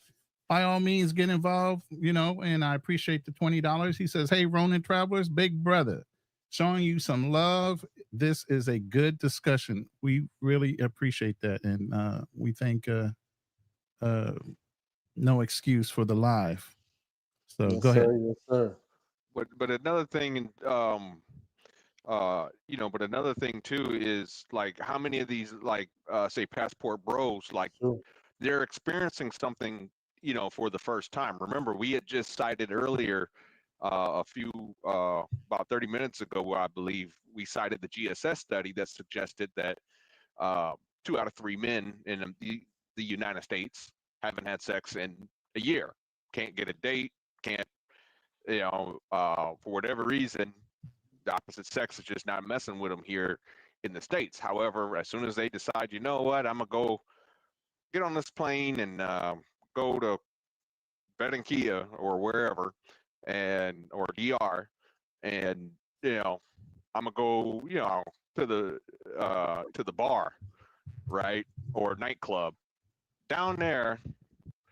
Women are looking at them, conversing with them. They barely have to say anything, and they're getting shown interest. I'm not going to say it's real, but you got to remember, I mean, women are talking to them for the first time in a while versus being ignored. That is one thing that a lot of these passports bros might be seeing. So to them, oh, this is everything I'm looking for. She's fit, feminine, and submissive. To that guy, even though she does that for everybody in her local town. But you got to remember, it's a shame, right? If it's his first time, he doesn't know that. Oh, absolutely, I agree with you. Yeah, or he chooses to ignore that. You got to remember, men in general, we seek to qualify versus disqualify. Right. Disqualifying, that's more of a female trait. You know, they tend to disqualify, you know, to eliminate you, versus men, we seek to, you know, because of scarcity, what we're used to, especially as American men or Western men, we're used to scarcity. We're used to competing with guys, you know, that make more, especially if you're average. You know, you make the average salary. A black man makes the average salary on average about 56,000, and you got to come. You're losing the guys that are making 100. You know, you're used to it. You know, but you go down there, you're the king. You know, you're $56,000. You king down there. So right. You got to remember that in and of itself. That's the reason why I think that passport bros were saying that. Now, to go to Zed's point, that you know, you guys were saying, well, you know, and I'm saying you in a general term, but you guys were saying you used to say this, but you don't say it anymore. I think experience is starting to kick in. Basically, so the guys that are going on, instead of being that guy going on that first trip, now he's probably been on several, and he's experienced certain things, you know, from women. He probably, let's say they linked up on Facebook or Instagram, and she sees all these other guys, or he sees all these other guys on her Facebook or Instagram, like, you know, sending heart emojis and, oh, I miss you and all this other stuff. Like, hey, well, you know, what's going on here? So he's finding out that the grass ain't necessarily greener on the other side. So to your point, Zed, it might just be that experience is just teaching them something different. It's not a case that, oh, we're just decided to just switch it up. It's just, okay, they learned. I mean, I had my own issue that I had to learn, you know. So, you know, you got to remember, experience is the best teacher. I mean, it's evolving, and I'm gonna let Ronin read the super chat. Yeah, let me get this super chat from Sakana Corner. Melissa M, thank you very much for the $9.99 super chat. Many women see the power men have, envy it, and abandon their nature Women have to hold themselves accountable and stop the tit for tat. Facts. Yeah, that's good statement. Good statement. Before I think Buck just came up, but I was gonna say, I'm doing an end of year stream. I think it's gonna be the 28th, but no, the 20. When is it? The 30th. It's gonna be December 30th, but it's gonna encapsulate. We're ending Passport Bro. What did I call it? Passport Bro 1.0, and we're going into Passport Bro 2.0. So the Charles Tyler era that I say really started the Passport Bro movement. We're pretty much 10 years in. So the next 10 years, we're gonna talk about what that's gonna look like, because we evolving. That's why I brought that up, because we are evolving. But whoever wants to speak, go ahead. Yeah, I just want to say that, like, I know you touched on evolving. A lot of people be talking in these panels, traveling this, moving this, but nobody speaks about financial freedom. Nobody speaks about generating. Don't say that, Buck, because on my channel we do. On obstacles to opportunities, you're the exception. Okay. I'm just talking about most of the channels. Right. Nobody is talking about generating multiple streams of income so you can live overseas. Everybody keeps talking about traveling this, but nobody brings this up. And it's like, if you want to get the best benefit, in my opinion, if you want to get the best benefit overseas, you got to move out of the country with multiple streams of income. And that's the only way you can win. But just taking these multiple trips 5 times a year, 6 times a year is not going to cut it, because, like, you're back to square one, because, like, you spend all your money and you're back in the States working until the next trip. Facts. Buck is so right. Buck is, that was a mic drop right there, because I look at it the same way. I think I said it a few nights ago. A lot of these guys that we're seeing that go out, they work, they say it, they stay there for a month or two. You got other guys cashing in their 401k to stay out there 6 months to a year to come back to start over. No income, ain't wrote off a damn thing. Ain't got no income coming in. Nothing. And I'm not gonna say names, but it's a battle going on right now. And this one brother, I was like, wow, he spends a lot of money traveling. Man, maybe he should have thought about, fixing his teeth, or maybe getting a hair transplant or something like that. I don't know. But there's a lot of money that's going out the door, and I'm like, man, you should put some love into yourself, because this ain't gonna last forever. Yeah. Wow. Yeah, I was shocked. Let me get y'all opinion. Let me get y'all opinion on something, just to see how y'all define it. So, how do you define feminine versus masculine traits in a person?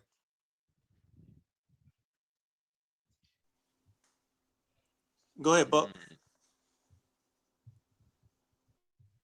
Let me go with the chicken, please. You say what? Yeah, okay, that's good. Let me go with he's over there ordering something right now. I'm thinking like, what? Let me get sour cream, corn, and cheese. Hold on. All y'all niggas like to talk, and y'all don't want to go first. Who? Let me get Passport Blueprint, man. What's good? Salute to the panel. How What's you guys good, doing? Passport Blueprint?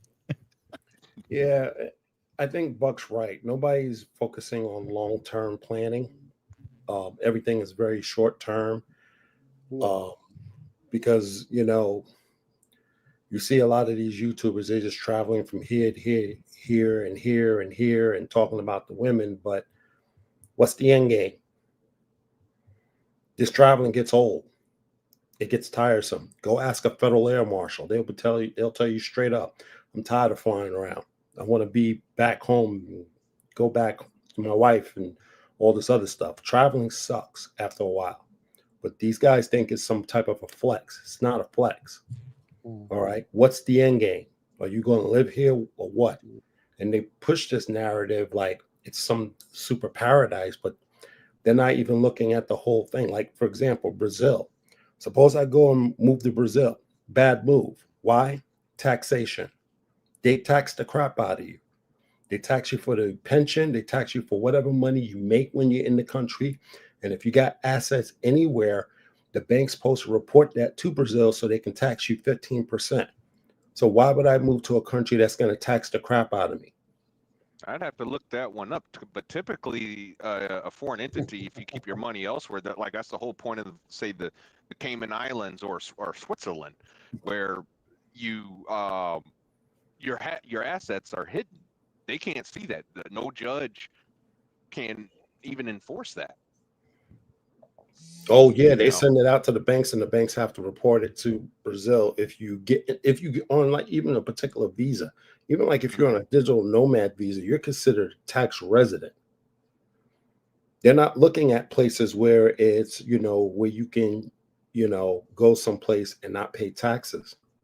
Because basically, you're already paying taxes at IRS if you're doing a remote job. You're paying those guys off, and then now you got to pay another tax to the country that you're living in. Those are things these guys ain't even thinking about. And they're talking about, oh, but your dollar stretch. Yeah, but when you're getting taxed out and then you have global inflation and things are now going up, because if you look at Brazil, you lose your phone. What are you going to do? Hop on a flight and go get another phone, or you're going to go to the store and get another one? Those phones over there, it's like $3,000. So your dollars ain't stretching. Yeah, then you can't even, if you don't have a CPF, you can't even get a phone. Exactly. Those are things you got to look at. That's why I've been exploring which country is going to financially benefit me in the long haul, financially. That way it doesn't drain my 401k, my pension, or anything like that. And housing. That's another thing. You have to look at housing. How's the housing set up? Some of those housings, and most of the housing in Brazil, when they build it fresh and new, they don't come with appliances. They don't come with cabinets. That's extra. You got to pay that on your own. Those are things you got to look at. Then you got to look at the whole crime situation. There's things that's been happening, in Brazil that you need to look at. Same thing with Colombia too, depending on where in Colombia you're at. But the thing is, I can get in my car, go to 27th Ave, and I can show you some crime. Crime is everywhere, brother. There's no escaping it. You talk about addicts, the fentanyl is taking over my city. So naturally, with fentanyl, naturally people are going to be stealing to get their fix, right? So I don't care where you go in this world, you're going to be dealing with that. Yeah, well, you're going to be dealing with crime in some fashion and stuff like that, but how much of the degree you want to deal with? Seriously, how much of a degree you want to deal with? Yeah, like I said, man, shit, I ride the metro. Hell, I don't even get on. Made the mistake of getting on the metro one fucking time. Next thing I know, a bunch of drunk crackheads want to start a fight at 5 o'clock. When everybody trying to go home. You know what I mean? They just, it's the same thing no matter where you go. Mm-hmm. Hey, I want to also let's circle back, because No Excuse did ask us a question, and I don't think anyone even addressed his question since it is his panel. So I'm gonna kick it off with masculinity and femininity was his question. So for me, masculinity is, of man is strength. And femininity is like delicateness, So that's the way I look at masculine and feminine.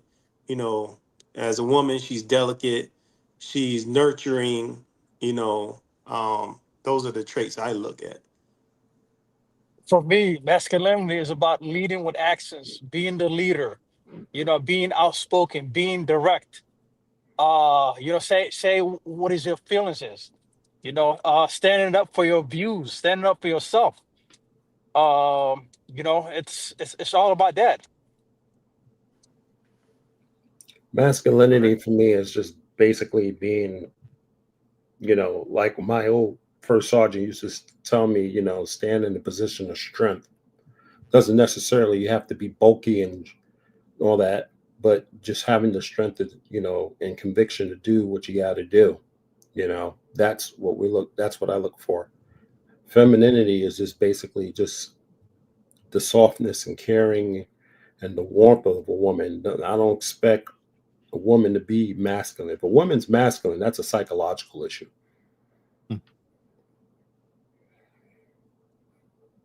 Okay, am I next? You can be a Rob if you want to hit the share button, and let's be done with this. Okay. I'm just, you know, while everyone was talking, I just decided to, you know, I already look it did up. it. But okay. But masculine and feminine are terms that can refer to gender qualities or grammatical gender. For gender, masculinity and femininity are gender identities that describe an individual's maleness or femaleness. These identities are shaped by culture and can change over time. Mic check. Can y'all hear me? So, Yeah. yes, Okay. qualities, masculine and feminine, can also refer to qualities that are typically associated with men or women. For example, some traits considered masculine include being strong, independent, and assertive, while some traits considered feminine include being emotional, nurturing, and caring. Um, and I got one more thing here. I wanted y'all. I get on it. I wanted y'all to give me an example of something, of something that you was. If a woman did a certain action, what would that's masculine? What would that be? Like, give me a trait that's like, okay, she's being masculine, or she's If being, or she's if being feminine. a woman being masculine is if she like flinches at a guy like she gonna hit him. Yeah. That's a Yeah. masculine. That's a masculine thing that she would do.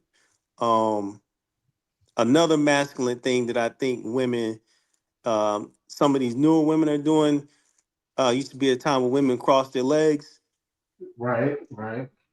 Sometimes it's the way they sit too. So, Say you with the know, legs Mannerisms. wide open versus where they cross their Mannerisms. legs.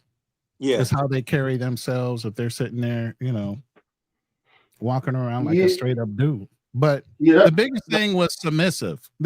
All the other things aside is I think everybody's getting submissive wrong. A woman Well, that's yeah. submissive is not somebody that's your fucking servant, first of all. Well, it's submission is an act of submission. Submission is an It act of conforms and to fear, authority, fear, meekly, obedient, or passive. Doesn't mean that she's a fucking robot. It doesn't mean no, that she's your servant. it's fearing, just like being submissive to God because you're God fearing. Exactly. You're submissive to authority. Correct. There is a negative consequence if you don't submit. That's part of submission. There's a negative consequence associated around it. So what I'm trying to do is what I mean, I'm not trying to focus on submission because that applies when it comes to passport bros. It's mainly centered around money because that's the control guys want to use is money. So that's understood. So if we eliminate saying, if guys eliminate saying they're looking for someone submissive, I want to drill down on when people say they want something feminine because I've seen a lot of masculine traits in a lot of these countries. And so if guys say they want if guys say they want a feminine woman, what does that look like? What does a masculine woman? What does masculinity look like? So I want to get opinions on those traits. Drew gave some good examples for femininity, mannerisms. May I answer that?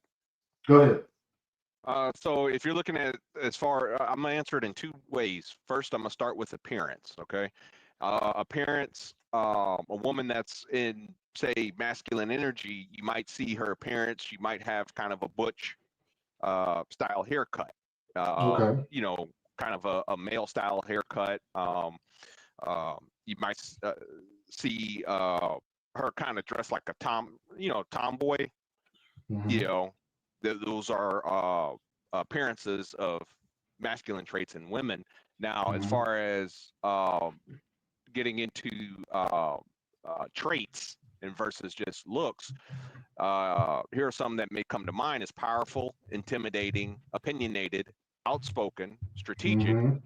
persuasive, ambitious, and effective. These are typically Mm. masculine traits that, as far as men go, it's attractive to women. But when women have these traits, they are seen as masculine, and in some cases, a lot of men are not attracted to those types of traits in a woman. Those are considered male traits. So being Mm. powerful and intimidating, for example, or outspoken, a lot of times, I'm not going to use the term, I don't want to use the term, silent, but, if a woman seems to be quite argumentative, always questioning your judgment, things of that nature, these can be seen as masculine traits. Great response. Great response. Anybody want to add to that?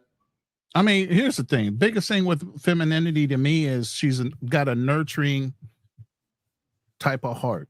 You know what I'm saying? She exudes, the sensitivity, warmth, and modesty of a woman. She's emotional, expressive, meaning she can communicate her feelings without losing her flipping mind.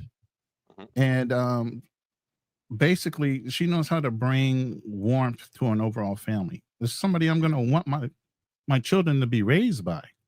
Yeah. Mm-hmm. I would say like a woman, like a woman that listens. She learns just by listening to you what your favorite meal might be. So when you come home, right, she does something special like making that meal for you. Exactly. Not because you asked, but because she knows you enjoy it. It's going to nourish. It helps to nourish you, help rejuvenate you from a hard day's, worth of work. Well, I've seen masculine women, cook and clean, Well, the masculine woman, is she bringing you peace? Because all those other things are leading to peace of the man, soothing his soul. You know what I'm saying? That masculine woman, she might cook. Like we know Floyd likes butch women. But is she soothing his soul? You know what I'm saying? Or are you competing with her? Yes. This is is Zed still with us? Because I think this would be a good question for her. I'm curious her input. Yeah. Well, I think Shikana is out there from a female perspective. Was in the room for a minute. Yeah, she's still here. Melissa, if you're here, you're more than welcome to hit that link. Yeah, please do. Well, yeah, I would definitely love a female perspective on this on this question. My I don't know if Passport Blueprint wanted to add to this as well before I kind of get my 2 cents. If not, don't give me a woman who's a pain in the ass. It's. I mean, I'm sorry. Go ahead. Yeah, don't give me a woman who's a pain in the ass. That's very mouthy. Don't know when to shut up. That type of stuff. That's just annoying. That's the thing. I'm not saying that, you got to be soft and intimidating and, soft and docile and all this other stuff. You can have a say, but leave things alone, because there's certain women that just go on and they act like a little child, whether in the airport or at a store. I mean, a simple little situation, they'll take it from 0 to 1,000. And it's like, it wasn't necessary to do all that. Sometimes you can sometimes some battles, you just got to just like be like, okay, whatever, I'm not going to get into it. There's other ways you can skin a cat other than yelling and cussing and all this other stuff and being all loud and disrespectful. That's something I can't deal with. Or always got to talk under your breath just to say, just to prove yourself that you're better than somebody else, or you trying to be better than somebody else. Nobody wants to hear all that crap. Yeah, That's my not experience, man. That's not peace to a household. Definitely agree with that. I would say like a female being loud out, especially out in public, is a very masculine trait, man. It's not very women like, you know. So like that's automatically a turn off. yes. Hey, One we of the got a things that female on the panel, We got guys. We do have Melissa. a We can female on the stop panel. with our definitions and let Melissa. Before you go, Melissa, let me get mine, and then I'm gonna let you go. I just want to get mine real quick. So, I look at feminism in two ways. You can look feminine, and you can act feminine, or both. So something Drew brought up, which I liked, is mannerism. So looking feminine, mannerisms, like you I said. think that was me, actually. I think that was me. That was you? I gave two. I said appearance and traits. Right. No, I'm talking about, you talked about crossing legs. That's mannerism. Oh, okay. All right. So like a woman crossing her legs. I see that a lot with like Dominican women. The word dainty comes to mind. You know, when they say a guy has a loose wrist, but that's like a feminine trait. That's a mannerism. Being soft spoken, not having some women don't like when you use testosterone, like, because they say, well, black women have more testosterone than white women. So you try, just because we have more testosterone, that makes us more masculine. Unfortunately, it does. Testosterone is a big component of masculinity. That's why, white women appear to be softer than black women, because they don't have that testosterone. So you can look feminine, but you can still be acting masculine. So a lot of women look feminine in these foreign countries. They may cross their legs, they may wear, dresses, they may, women are doing this thing now. You know what I mean? So they're trying to do all these things to appear feminine, and I like the appearance of being feminine, but the act of feminism of being feminine is being soft spoken, not combative. A lot of the things you mentioned, Darnell, as well, those masculine traits, women that are the opposite of those. So I could go on and on, but I'll let Melissa, Can I give ask you a her. question before she speaks? Can I ask you a question about what you just said? Go ahead. Just real quick. So you had said, if I heard you correctly, let me make sure I got your words correctly. You said black women typically have more testosterone in general than white women. Is that correct? Black people, we have more muscle mass. That's why we are more intimidating. We have more muscle mass. We have more testosterone. That's why we have more muscle mass, because we have more testosterone. But I believe you said so. But I believe you were speaking about women, though.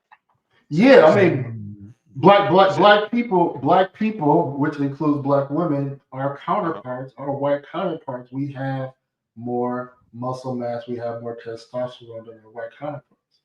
Do you have any kind of studies that can kind of confirm that? Can we pick this up after Melissa talks? Darnell, all you got to do is look at the female sprinters, and that's your answer. No. My doctor have told me this. You can look it up online. My doctor said, you're a black guy, you have more muscle. Black people have more muscle mass. That's why, we have more creatine in our blood, because muscle release creatine. So it's scientifically, it's something that is of general knowledge right now. But that's something that typically a study should back up. Typically, and it does. There are studies out there, but the point is, let Zakana have a conversation instead of you getting research given to you right now. Please, thank you. Go ahead. Hey guys, can you hear me? Yes. Loud and clear. Okay, so for the feminine woman answer, I grew up with a brother, so I learned how to get things done like a man. But as I got older, I realized that kids who grew up with their siblings being a girl, like if they had multiple girls in their family, they were actually naturally more feminine. So I had to learn all those things over time. Like speaking quietly, just dressing like a girl, just the mannerisms. I mean, the smiling, that comes naturally for me, but a lot of those things I had to learn. So, yeah, but you guys are right though about most of them. That's all. Yeah, I will agree. I will agree with her. And I was also add that what No Excuse said, being soft spoken, being clean, just overall very feminine. Like some of the most feminine women I ever crossed around the world are actually Japanese women. They very, very soft spoken to the point that, I mean, you gotta ask them, what do you just said? Because they don't talk loud, which is the opposite what I said earlier. A female talking loud in public is very masculine trait. It is Yes. confrontational, aggressive. It's yeah. Yeah. Yeah, I definitely say that. That's definitely some prime examples. But now I have a interesting question for the panel. Does anyone here? First, let me ask: people know the history of feminism and things of that nature in our country and how it came about, or can I skip that portion before I need to know? What's the basic question? So the basic question is: are modern women modern American women, are they more masculine today because, just because it's a choice, or is it due to experiences of American men in the past? I mean, I would just like to know what everyone's opinions on this question are. I think women are basically told to be aggressive. They want to be better than men. They can do everything men can do and better. So they're raised to be this way. They're raised to compete. They're raised to be boss bitches since the time they were children. And that's because of how feminism has influenced the country itself. So yeah, they're more aggressive now than ever before. Yeah, they're taught to be individuals and independent, and they don't need men. But yet and still they want traditional values from men to be protective providers. It's a contradiction in terms, isn't it? Okay. Fair enough. Next who's next? And I do have a rebuttal for this in the end after everyone goes. We got somebody that just came up. Strictly Travel. What's good? Strictly Travel, are you there? Strictly, are you there? Okay, let me just say this. Now, questions for the panel, would you guys say that it is due to the abundance of resources, etc., like jobs, absolutely, and welfare, that's giving these women like a safety line? Well, that's causing them to behave like this, or what is it? Well, I don't agree with the welfare line, and the only reason I say that is if you look at statistics, more white people are actually on welfare than black people. Now, percentage-wise, yes, black people as a whole, percentage-wise, are on welfare more than whites. But we're talking about. No, you had mentioned about welfare and masculinity, encouraging women to become more masculine, right? Yeah. But why don't you see? But again, if that was the case, then you would say that more and more white women are more masculine than, say, black women, right? Because more of them are on welfare than there are black women. Not necessarily, because more just women in general, we have access to those resources. Mm-hmm. But if what Buck was saying was because of welfare, then why don't we see that issue in the white community? I mean, what issue? The masculine issue. Females in our community than other communities. Maybe correct. To Darnell's point, he's right in respect that there are more white Americans on welfare than there are black. So to that comparison, you would think all American women, not just black women, would be overly aggressive and more masculine in their display of themselves. And that's not necessarily true. But what is true is in our community, we're taught and women are taught to weaponize not only the services and the system itself in order to control our men. Black women specifically feel like they control men and we are to be of service to them, period. That's why most women will throw in your face initially, even your mothers, I raised you. And that was what you were put on this earth to do. You were here to grow a seed. Okay. So Buck went. Who's next? Whoever want to go, I'm trying to share some. Go ahead, Drew. Drew. Yeah, I don't know. I don't know how to really answer that one, Darnell. I'll pass.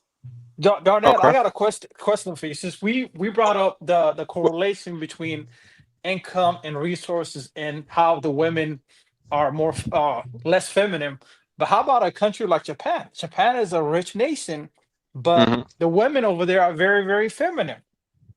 So why is it they are like that, despite having like abundance of resources?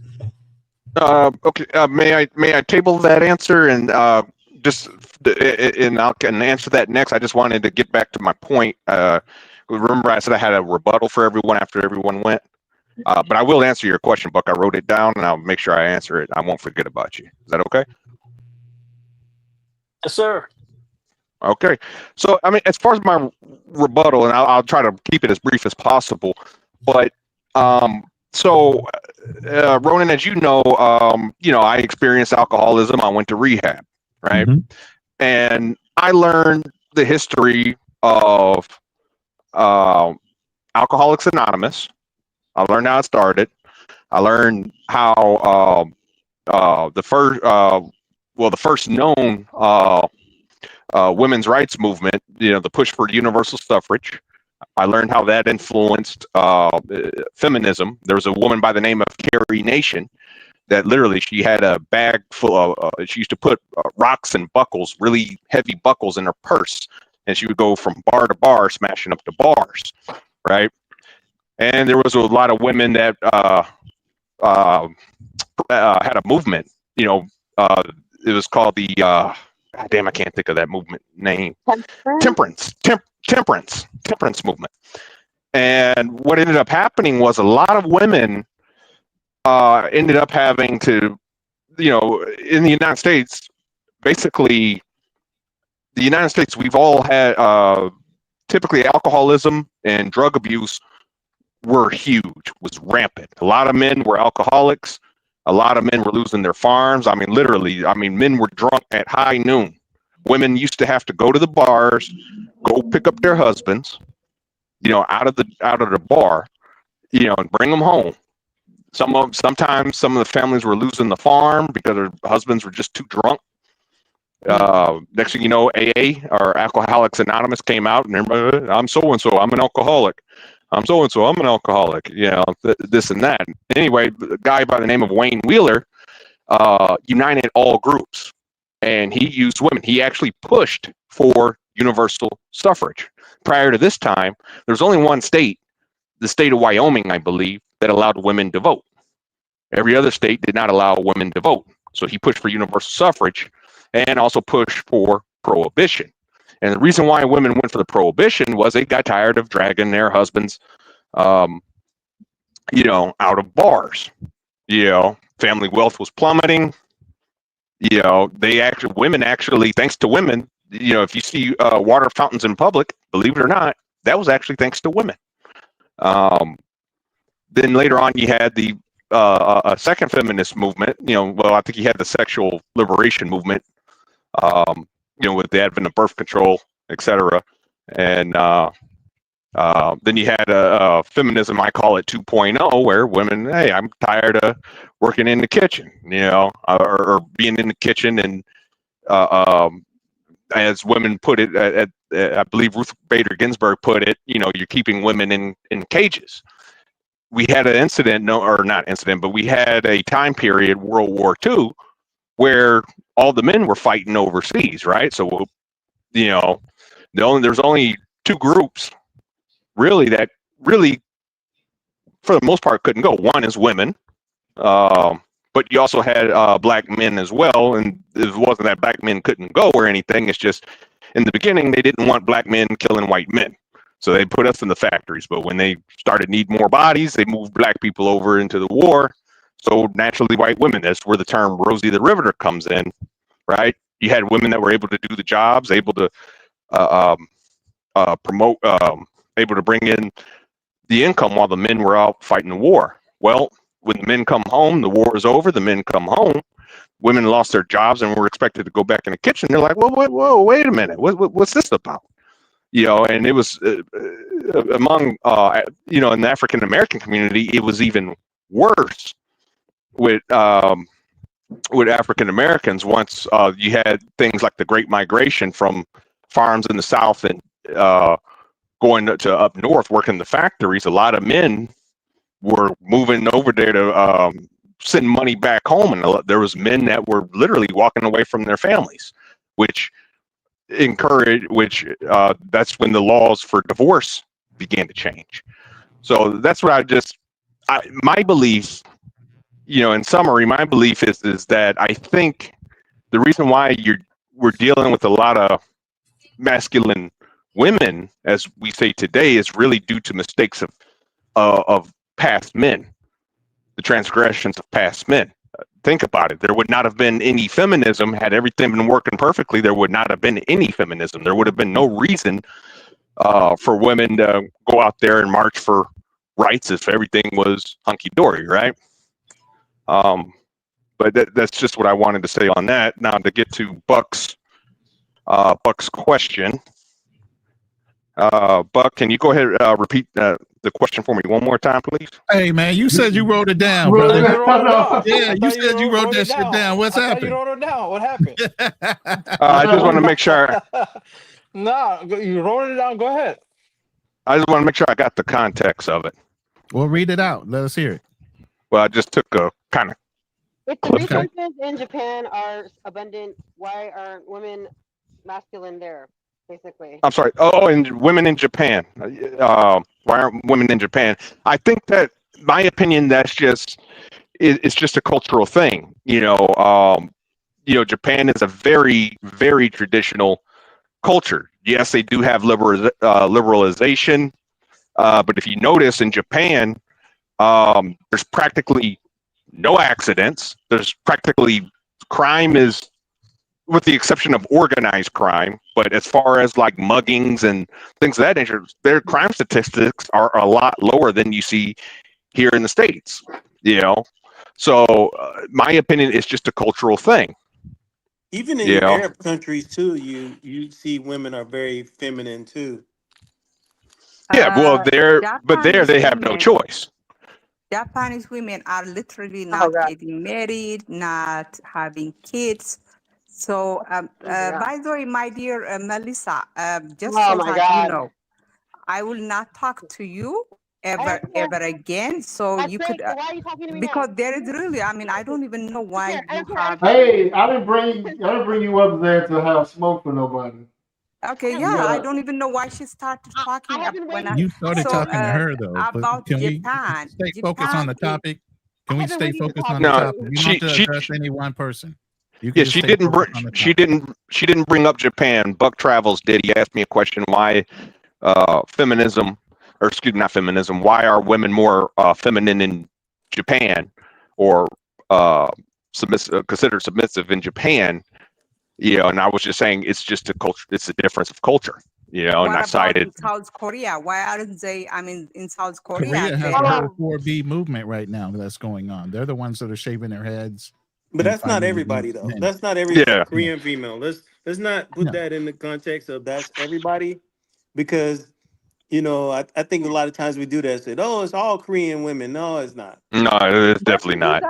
To Black American women. Before we talk about. Can I answer? Can I offer some anecdotal evidence as to why white women are actually more masculine than you guys want to believe? Because I think that their culture has accepted the whole feminist movement, and men are actually giving those women the the freedom that all of feminists are asking for. So I think that culture has actually moved into that feminist mindset.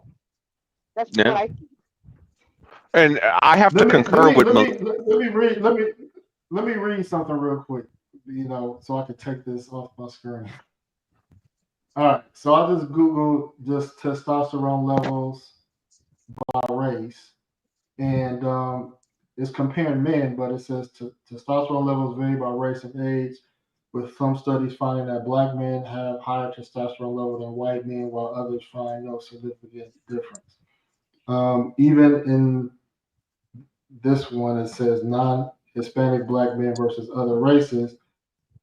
Non-Hispanic black men had higher testosterone levels than non-Hispanic whites and non-Hispanic Asians after adjusting for smoking, diabetes, and other factors. But the medical, I work in the medical, I work in pharmaceuticals. Doctors have confirmed this. They, What's the source? What's the source of that study?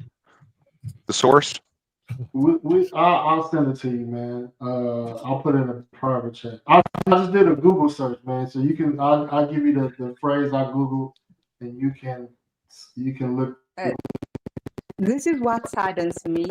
You guys tell me that, whenever I tell black women to date liberal white men, you tell me liberal white men are racist, But I have never, I hear more racism from you guys than I do from white men.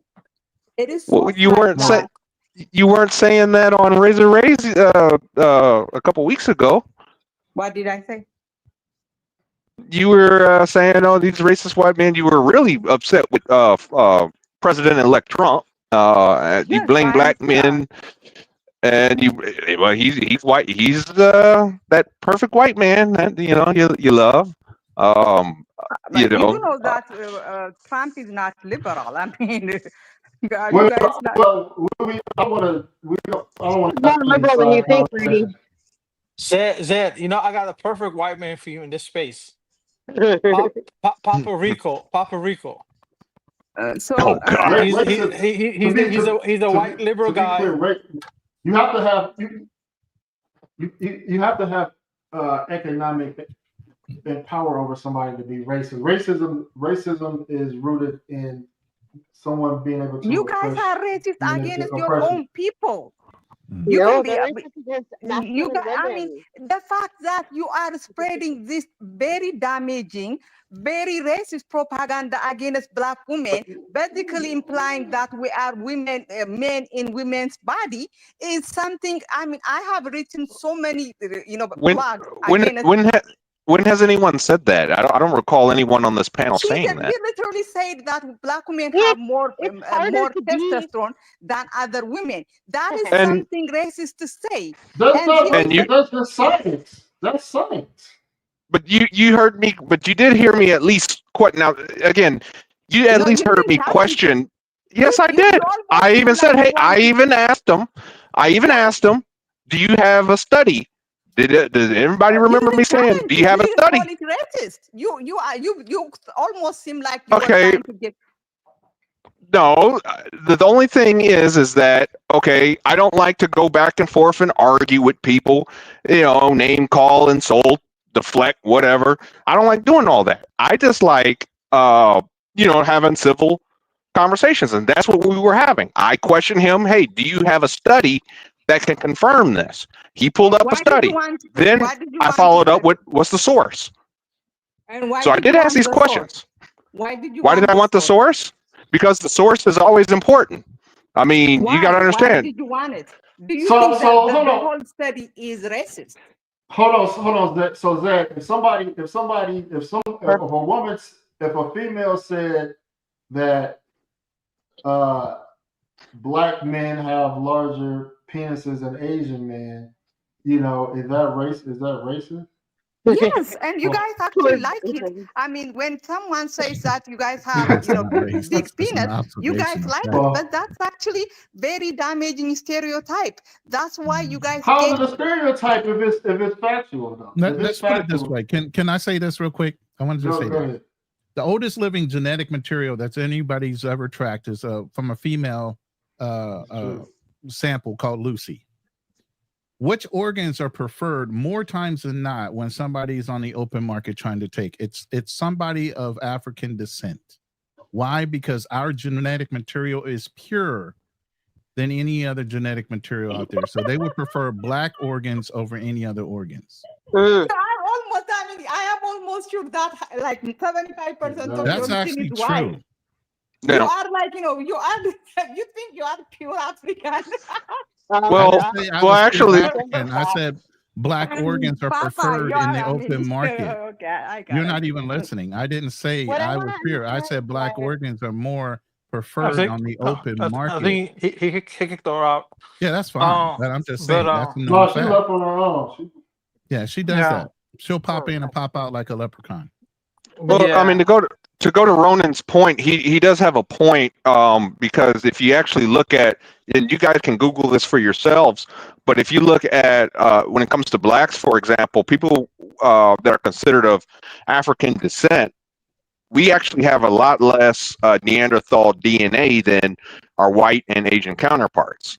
So as far as being pure Homo sapien, yeah, we are considered a little bit more pure than, say, whites and Asians in general, because whites and Asians, they interbred with Neanderthals. Some are saying like Africa has the highest diversity in humans. They got the genetic material is way clearer. It's the most diversity. This is what my doctor said, about testosterone, because you can do your body mass index, and the body mass index is based off of it's more tailored to white people because that's the majority. And so he was like, black people can't really use the general body mass index because it's not it's not the same. It's not the same. And so I've heard that because match up to European standards. I used to have a hard time in the military doing that because my body mass is just way bigger. Yeah, black women too. They had issues with BMI standards too. Constantly, they had to get taped. Because muscle weighs more than what is that? Than fat. Buck's trying to show us something. I don't know what that is. Yeah, I can't see it.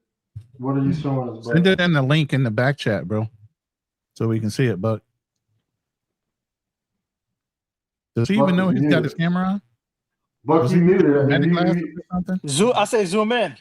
We can't, bro. Send the link. Send the link. Hold on. Let me solo. Yeah, put them on the big screen.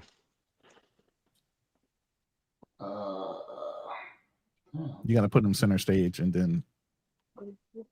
I see it. All right, now focus in, bro. You blurry. It's not focused. It's not focused. Yeah. It's not focused. It's just blurry. It's still not. You gotta back it up. Are you looking through your meta glasses or something? Back. There you go. Almost there. Hold on. Freeze. Is this from your medical chart or something? Yeah. What the hell is this, man? We don't want to just read it, bro. Just tell us what it is, bro. That's enough. Take him. It's not working. Man. I can't. You making me performance. I can see the word performance. Just tell us what you're trying to show us, man. Yeah, somebody said something about ghost material in our DNA. That's because there's a third race that nobody wants to talk about. A third race? Tartarian race. Tartarian. See, nobody's talking about the Fiji people. People talk about, see the rugby match. A lot of them are built like football players. I was seeing them dominating the Australian national team. You go watch the Australian blacks. You talking about New Zealand? New Zealand all blacks. Yeah, all blacks. Yeah, they're all buff. Yeah, that's like me. That's me. That's me. I run through shit, bro. Now it's this woman that I subscribe to, and like she acts very feminine on her YouTube. I'm gonna try to just play some of her mannerisms, because I don't know how she is in person, but this could apply to any race, but she's a good example. She's a good example. Let me share real quick. Let's see. All right. All right. Can y'all see? Yeah. Can y'all see? Yeah. The white. Is she white or is she mixed? What is she? No, she looks like she's mixed. She could be Creole. That's what I'm saying. If you guys don't understand what Creoles are, they could be all kinds of.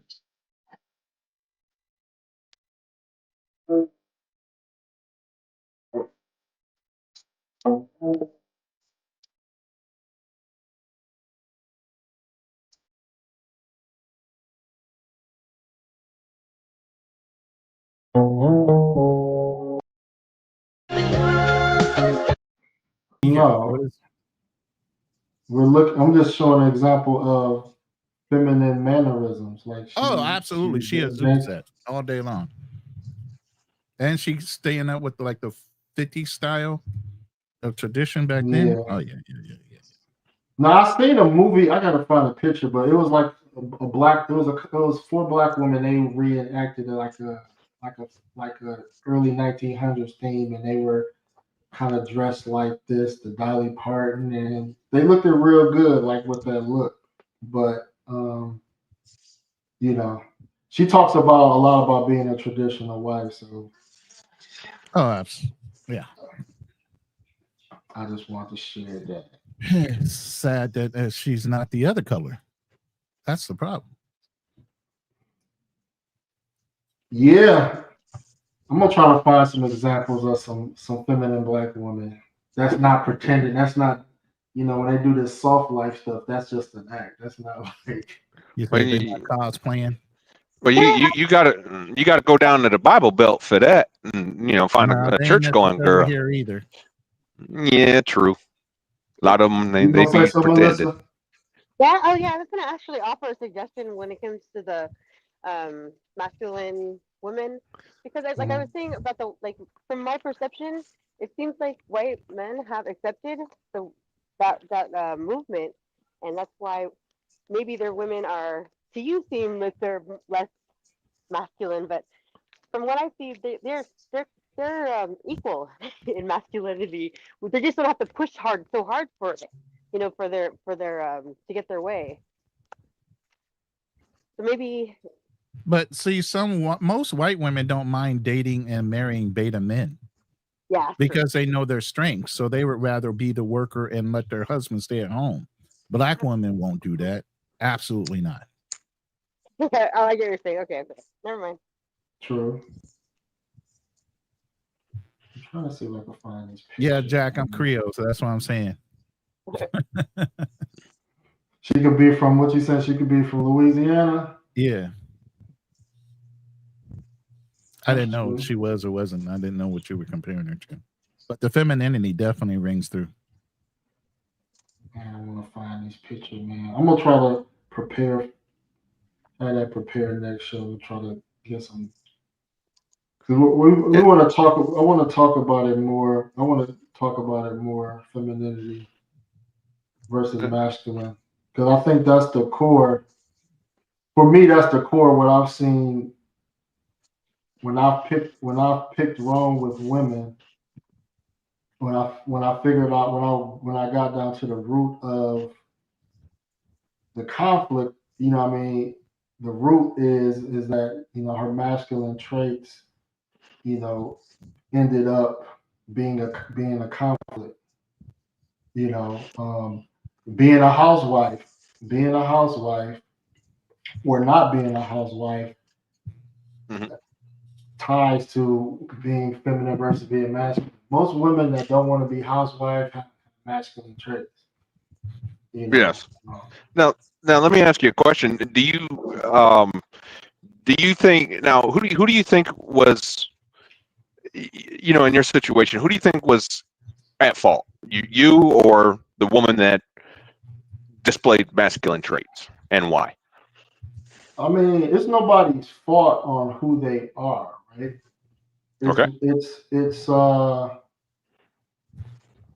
It's about accepting versus not accepting.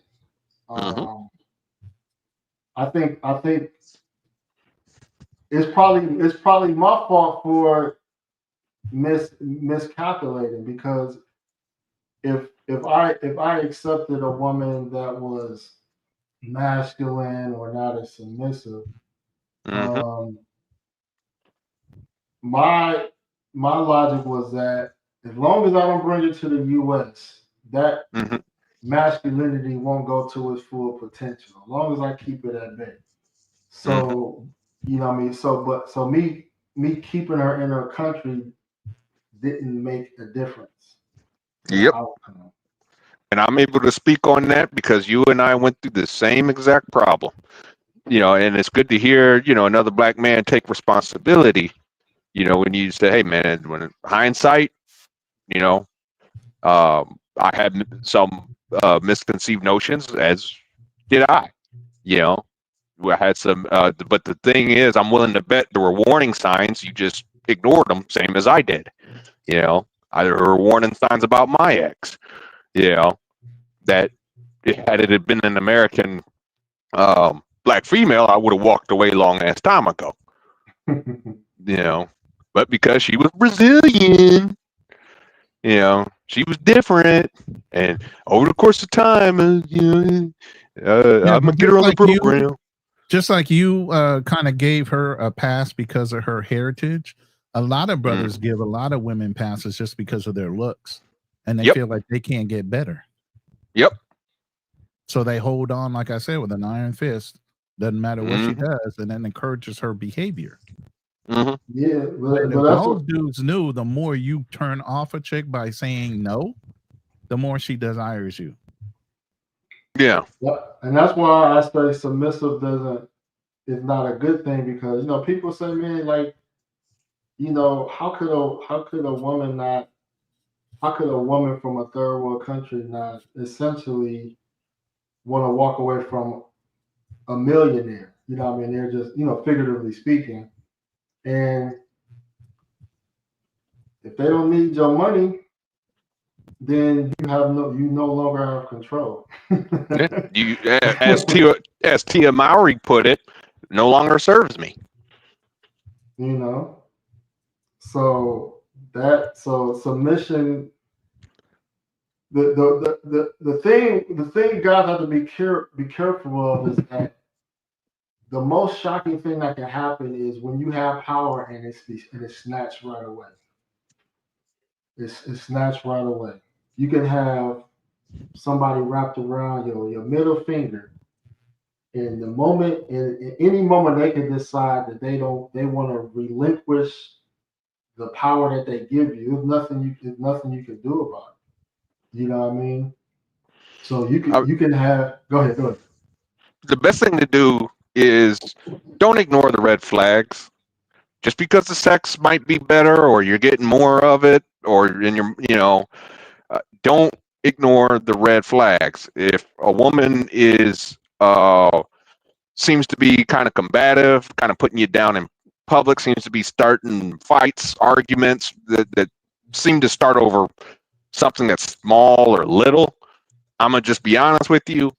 She doesn't really want to be with you, whether she's an American woman or a woman overseas. Doesn't matter. She could be Colombian. She could be from Taiwan, or not Taiwan, Thailand, Philippines, wherever. If you notice these traits, you just need to be a man and say, you know what, this ain't gonna work out. Just walk away.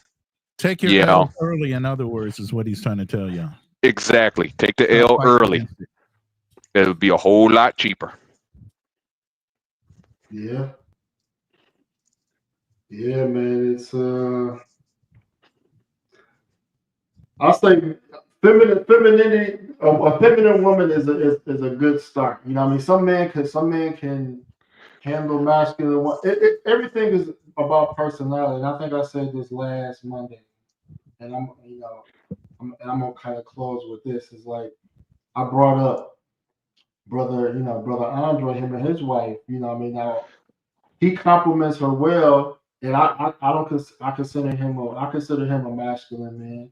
But she exhibits some traits what I would consider masculine, and so his marriage works because of their compatibility. But like if I was married to his wife, I know that my controlling nature would rub her the wrong way, and her personality traits would rub me the wrong way. You know what I mean? And I probably would want, by me wanting more of a housewife and things like that. And I mean, she works and she's more of a,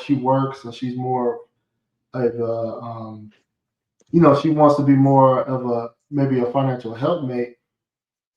Put it like what I'm trying to say. If me and her was married and we got divorced, it doesn't mean it was something wrong with her or something wrong with me, because obviously she works well with another type of guy. So I mean, so I don't want people, so people can't look at situations like if it's something wrong with the female or something wrong with the guy. Sometimes it's just sometimes it's a compatibility thing, and we just have to get a lot of us have to get better at choosing mates. We didn't learn, a lot of us didn't learn from nobody. A lot of us is trial and error. But use good discernment. Yeah. Guys should watch, and I might talk to Andre, study. I might have him on the show. Just study his personality and how can you still be an alpha in one aspect, but still be able to, get along with a woman that may have, masculine traits, or may have a strong personality. The best way to equate that in the animal kingdom is a lion to a lioness. A lion still holds its position, even though the lioness is aggressive and hunts. And then the lion comes and gets his fair share. Yeah. So there's a way that you can still maintain your masculine frame, allow her to hunt, and still control the relationship based on who you are as a personality to her. Now, a lot of men she will run over. He just happens to have that trait and that persona and that aura that he can control his position without it being questioned or challenged by her. I understand the point you're making, Ronin, but I think lions are, especially male lions, are a very poor example. Why? You know what? You know what they do to establish that dominance, right? But no, but that's exactly what Priscilla was trying to say. What does that mean? That should happen, what's the problem?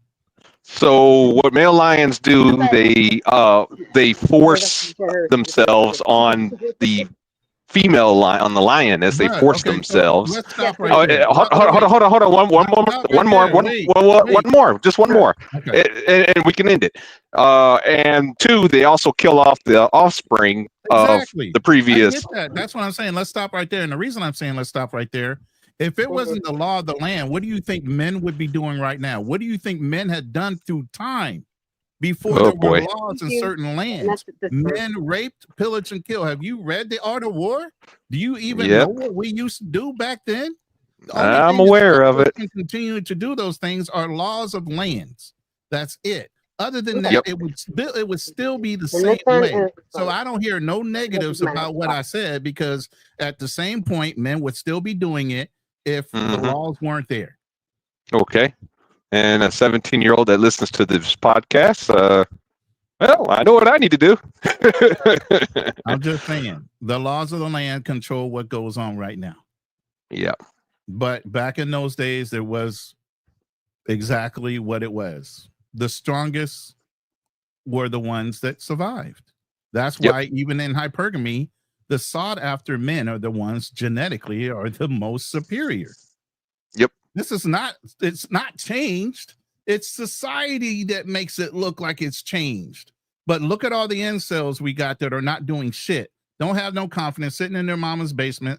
All these black pillars that are waiting, the doomsdayers, and all these other guys that are not doing anything. All they're doing is amplifying the very example of what we're talking about right now.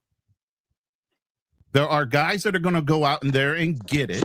genetically driven, whatever you want to call it, and there are guys that are going to wither and die, and they don't need to replicate. Sorry, not sorry. Okay, fair enough. Oh, here it is. So, Chicana, if you don't mind me asking, what happened between you and our favorite feminist? Oh, they had it out on the Drew show. I heard. I got to go back and watch it now because I fell asleep before y'all got into it. She was talking about how Andrew brought up the part about like how trans, the transgender. Correct, Jack. The warrior doesn't kill just to kill. It had to do with transgender. She wanted just to make the point that transgender women belong in women's sports. And then she hung up after a long, heated debate. She said, she said what? She said transgender women, basically men who went from man to women, are basically women. That's what she said. So they belong in women's sports. Oh, wow. Oh, okay. So she's willing to submit to a woman, a transgender woman, but not to a man, basically. So only if a man has transferred into a woman will she be submissive to one. I guess that's what I got from it. I'm confused. Well, because she disagrees with the whole submissive argument. Trope. Right? So she's saying that women should be able to submit to men only once they've transitioned into women. Exactly. Go ahead.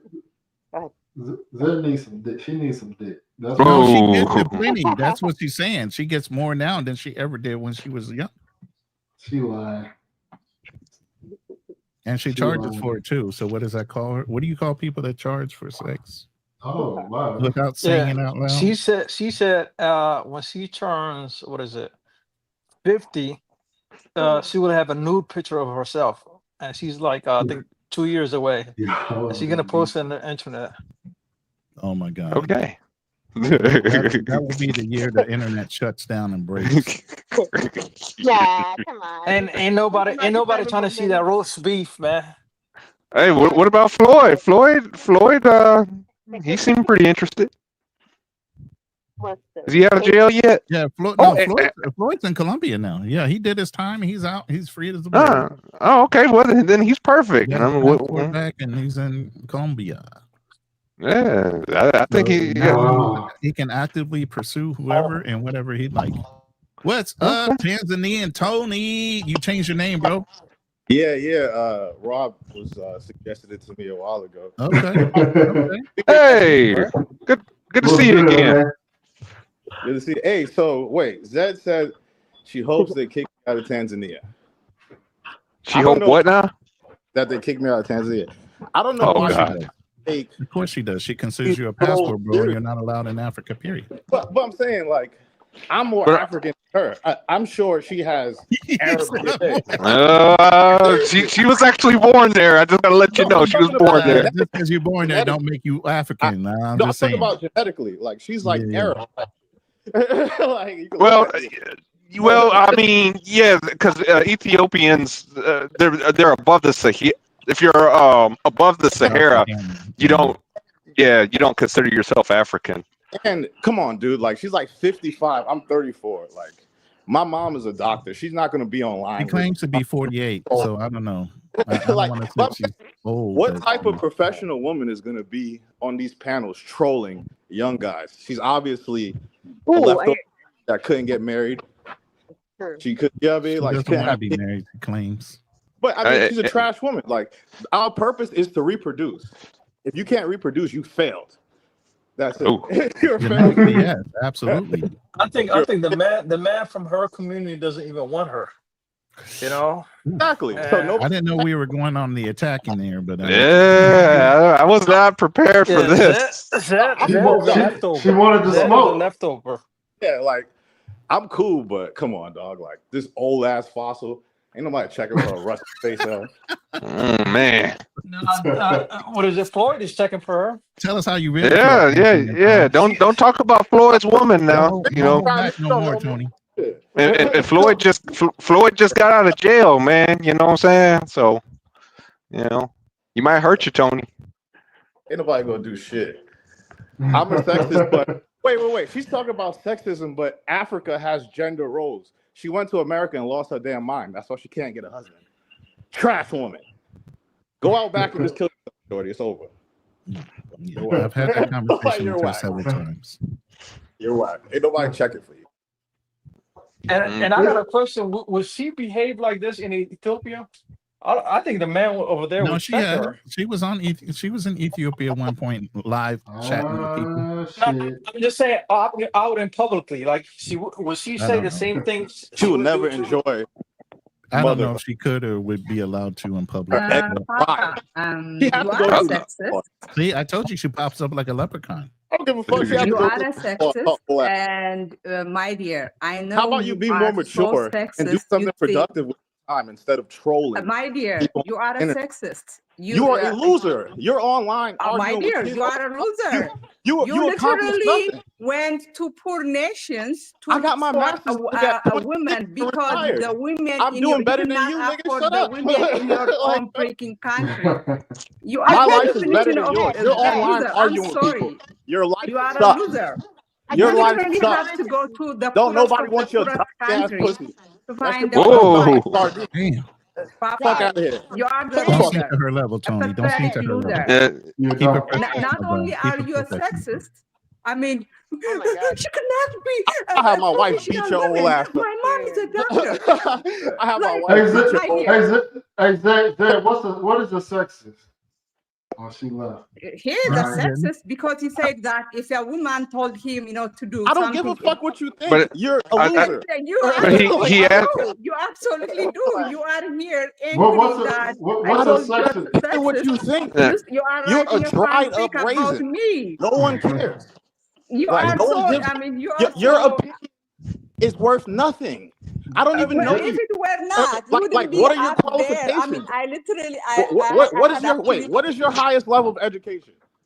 Oh, much higher than you, obviously, because from the way you got so angry, I mean, zero emotional. Oh, you're annoying. You've disrespected my homie GMT. I disrespected you. I mean, not just your homie. I disrespected you. Yeah, and I'm telling you, you're a dumb old bitch that nobody's checking for. I mean, it's Shut the fuck so up. Okay, all right. I'm like, you're a dumb old bitch. All right, Tony, brother, let's not name call her now. Let's not call her names.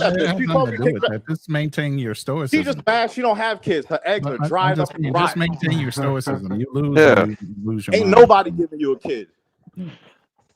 Trash box. Fuck out of here. Oh man, she says there was okay. All right. Oh yeah, she wouldn't talk to them. I told you she pops in and pops out like a leprechaun. Them Ethiopian dudes will beat the shit out of her. For a fact. Yeah, but let's not encourage violence against women. Well, yeah. I hope she get her ass whipped. Whoa! All right, I got it. We do not condone the opinions of others on the panel. Yep. So, ain't no excuse. I know you're trying to get an Ethiopian wifey, but don't bring her back because he's gonna turn just like Dad. They switch up. But I mean, that's been a rule. That's been a rule for years, man. I mean, a lot of people that I worked with, they always told me the same thing. Because I dated many Ethiopian women, and they all warned me. A couple of them, I ain't gonna lie, I thought about settling down with. Thought about it, but everyone's like, just don't bring her back to the States.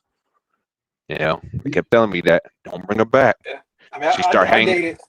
I dated many of them. They just behave like Black American women. Like I never seen that.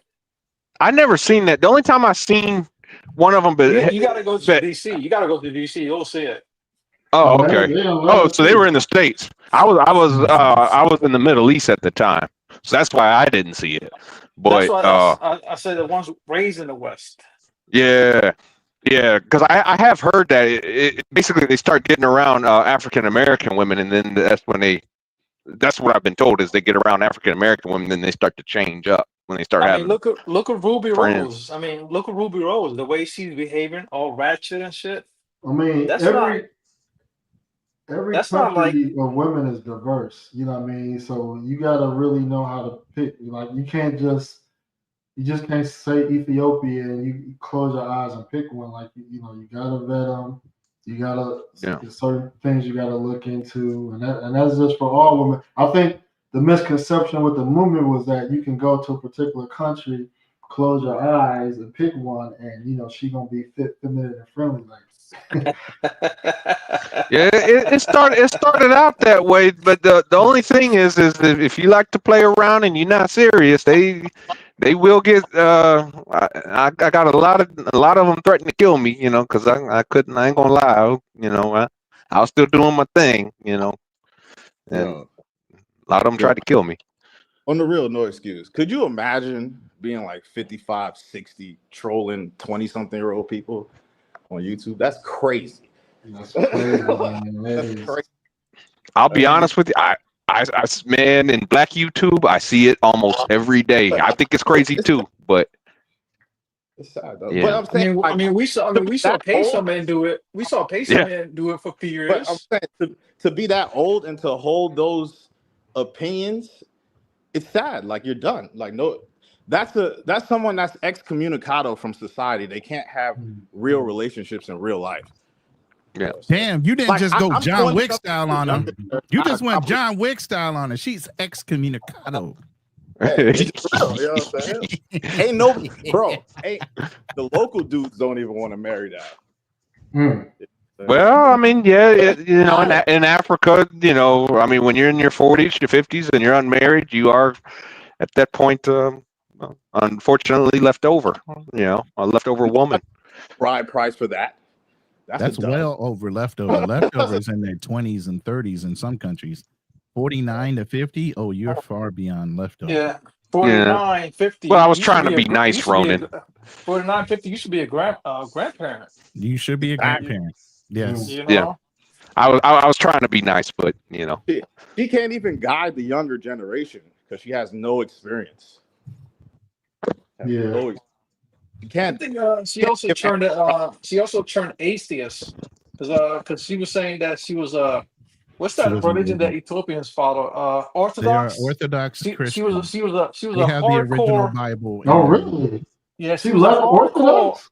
Yeah, she was a hardcore Orthodox, and because I showed her the Bible you gave. I brought for you that you brought out of Ethiopia for me. She was all happy to see it. So she knew. She said she was a hardcore Orthodox, and when she turned 32, she was virgin, right? And she started hoeing around, bro. She said she left the religion and all that, and ever since then to right now. What I don't understand, if nobody checking for you, why are you giving your opinion like you're some subject matter expert? Because she's trying to save the Black women of America. But she hasn't saved her own people. And that's the thing. We've confronted her about why don't you go back to Ethiopia with all the medieval practices that have females there. Why don't you go back there and be a champion for that instead of being here in America doing it? She don't want to go back to Ethiopia. And it's like, and I really don't think why she's taking offense to it, because like people in this space are not talking about Ethiopian women. They're talking about women in the States. Really not. So why she's offended by it? She a whole towel head talking like she's a sister or something. Like fuck out of here. That's a whole Kamala Harris. Yeah, well, you know, can we disrespectfully disagree with Miss Ed? Not, you know. No. Like I've never had arguments with people. Really, here's the thing, Darnell. You can give grace to people that don't come and try to fight. Yeah. When you come in a room and be disruptive and loud, what are you expecting is supposed to happen? Oh, I understand, but you also have to think from the standpoint of how some people, I mean, can clip things up. I mean, hell, look at the Johnny Depp and Amber Heard thing. As a man, you got to maintain your stoicism when you're arguing back with her and just putting out facts without getting overly emotional, because then at the same time they'll flip and say he's showing his feminine traits. Yep. Yeah, I mean, you can never win with a female, especially arguing with a female, because not and 10 times out of 10 they'll win. 10 times out of 10 they'll win. So as a man, you always gotta walk away. Yeah, that's what I was talking about. Strictly travel without saying it out loud was what they do to the feminine genitalia in Ethiopia. So if she wanted to really be speaking out as a feminist, she should be back in her country speaking out about that. Bringing Like that to light more. they don't be torturing women in Ethiopia. Fuck out of here. Talk about Black American dudes. Ethiopia, they'll chain her up and put her in a basement or something. You know what I mean? Like they're she talk back to the local men over there. They'll set on straight, man. They will beat the shit out of her. Like, they will beat the shit out. But anyway, enough of the female violence. No, I don't agree with it. I don't agree with female violence, but I'm saying like if you're coming at dudes aggressively, some guy is gonna respond in kind. You know what I'm saying? Not everybody is like, like, oh, peaceful, okay, don't worry about it. You know what I'm saying? Especially in Africa, these guys attack women. Straight up. They attack women out here. I mean, women are property in some countries. Yeah, they talk about Americans, but out here, like even going to the store, you'll see a chick sometimes, like if you're in the local area, eye black, nose all jacked up and shit. Like, damn, that's sad. You know what I'm saying? Man. But yeah, man. Hey, good talking to you. No excuse. Next month we're gonna link up, man. I'm about to go wake my son up. Okay, for sure, man. What time of day is it there right now, Tanzania? Tony, what time of day is it there? It's 7 a.m. right now. Oh, okay. So you're on your Tuesday while we're on Monday. Yeah. I'm about to go to the gym in a second. So I'll go get right. Wake my son up, go to the gym. Man, we see the progress of your last video with your house, man. It's looking good, bro. Thank you. Did you get those windows yet, or are they still rotted up? I haven't been there yet, you know what I'm saying, in a while, but I'm gonna go over there and check it out. And it's crazy how she calls people broke, but I spent $125,000 this year on building my house. I know she ain't spent nothing close. Right. What you building over there, a mansion? You building a mansion over there? Man, go follow. This is everybody a good in this example room of needs the to go follow bros. traveling. Hey, everybody needs to right now go follow Tanzanian Tony's channel. Very good channel. This is a good example of the Passwell bros. You see, this is a doing something classic positive, example. Bought land. This dude supported went over there, family. got married, brought the land. Let me ask Tony this question, and everybody can follow, and then I'm gonna end the stream. So, do you believe, Tony, that can a woman be feminine if she doesn't need you financially? Oh, I don't know. I mean, I've experienced it in the military. Like, I don't know if you guys ever. I know Ronin was in the military. I don't know if you ever dated Mill. Of course. But, I got one trying to track me down right now, even though she knows I'm occupied. Shit. Yeah, military women have a lot of money, and they still can submit. I mean, so it just depends. Just depends how they. I mean, not submit. I mean, not have masculine traits. Like, can women have money and still, not get pushed back, not, raise their voice? I haven't seen it. I honestly haven't seen it. I haven't seen like a chick with money that was like super submissive, but I mean, they're tolerable though. There's chicks with money that are tolerable. You got a good relationship with, but I think they're more apt to understand your position in life if they're like that, because they know what it took for them to get there. Okay. Sometimes I think they could actually be really good business partners. Yeah. More so than just a relationship. Okay. No, but I do think it's logical for people who don't like this content to not watch it. And like, if you don't like what people like, for example, I'm against the rainbow stuff. I'm not watching those people on YouTube typing in their comments. You know what I'm saying? Like, live and let live. No, you know yeah. What sense I agree with you on that. It's retarded. Like, why are you watch something you don't like? It's illogical. She's a tortured soul. That's what it is. She's a tortured soul. Can't find peace. Yeah, I mean, a lot of people have, a lot of people have that issue that like to go in there and just, create havoc and chaos. Like you, I'm not a huge fan of, say, Cynthia G. I'm not a huge fan of hers, but you don't see me going in on her platform. You're a crazy feminist, bitch, and all this other stuff. I just don't watch her content. But here's the biggest thing, and this is why normally I don't let her in my rooms, and I've blocked her. And Drew G can attest to this. She comes in, turns the room upside down. The conversation changes over from whatever we're doing in a positive manner to her. So while you're not wanting to address her, she's still a disruptor in the process of what we're going through. So we've all agreed not to include her on panels. We've all agreed to block her and not to mention her name. But It's at like least Payson man brings some kind of he brings laughs. He'll make you laugh, But her, she's kind of boring. Andrea, it's like, what does she bring to the table? Payson man at least will make you crack up and all that. Even though we might disagree with him, but at least he'll crack a joke here and there. But her, I mean, she's kind of boring. She's a stalker. Like, she disrespecting MZ. Like, just fucking with brothers who are not doing anything. You know what I'm saying? Like, I hate she's a bully. I hate bullies. Yeah. Like you're not gonna bully me. Well, to be honest with you, Buck, I'm boring and dry myself, So. That's why you have to keep telling me to be quiet. Very interesting, man. I like hearing your stories. No, okay. Don't encourage him, Buck. Don't encourage him. I appreciate it, Buck.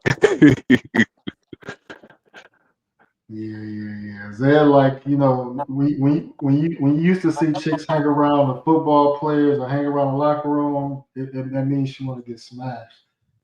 You keep coming around here, you want to get smashed.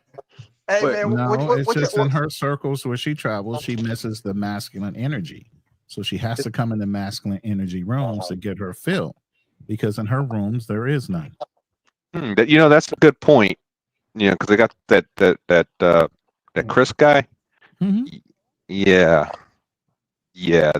I don't know about that guy. Seriously lacking.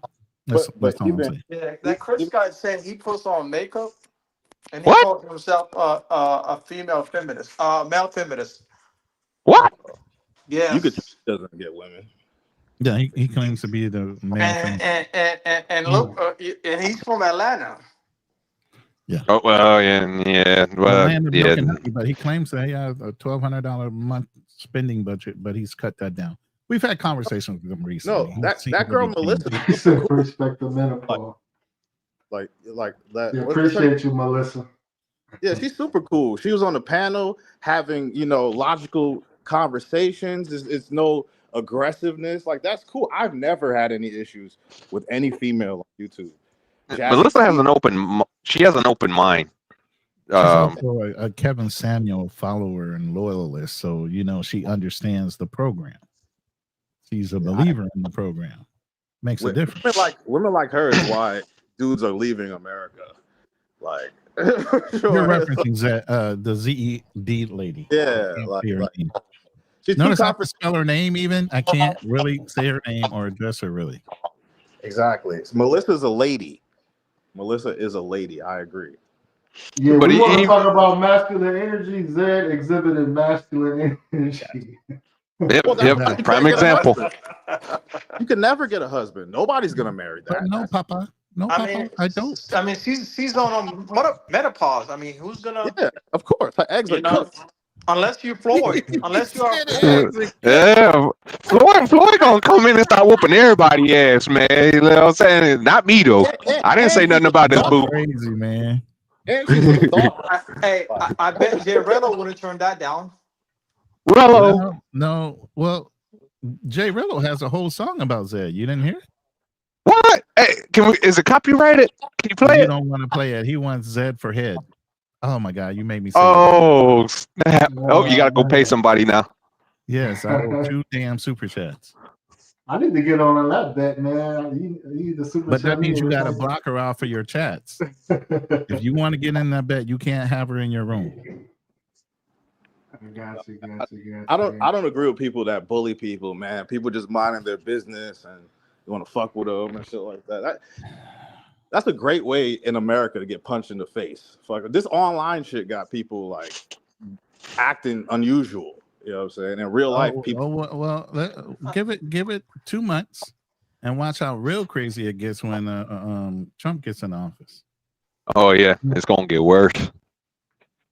Yeah, man. Like what's gonna happen when Trump takes office?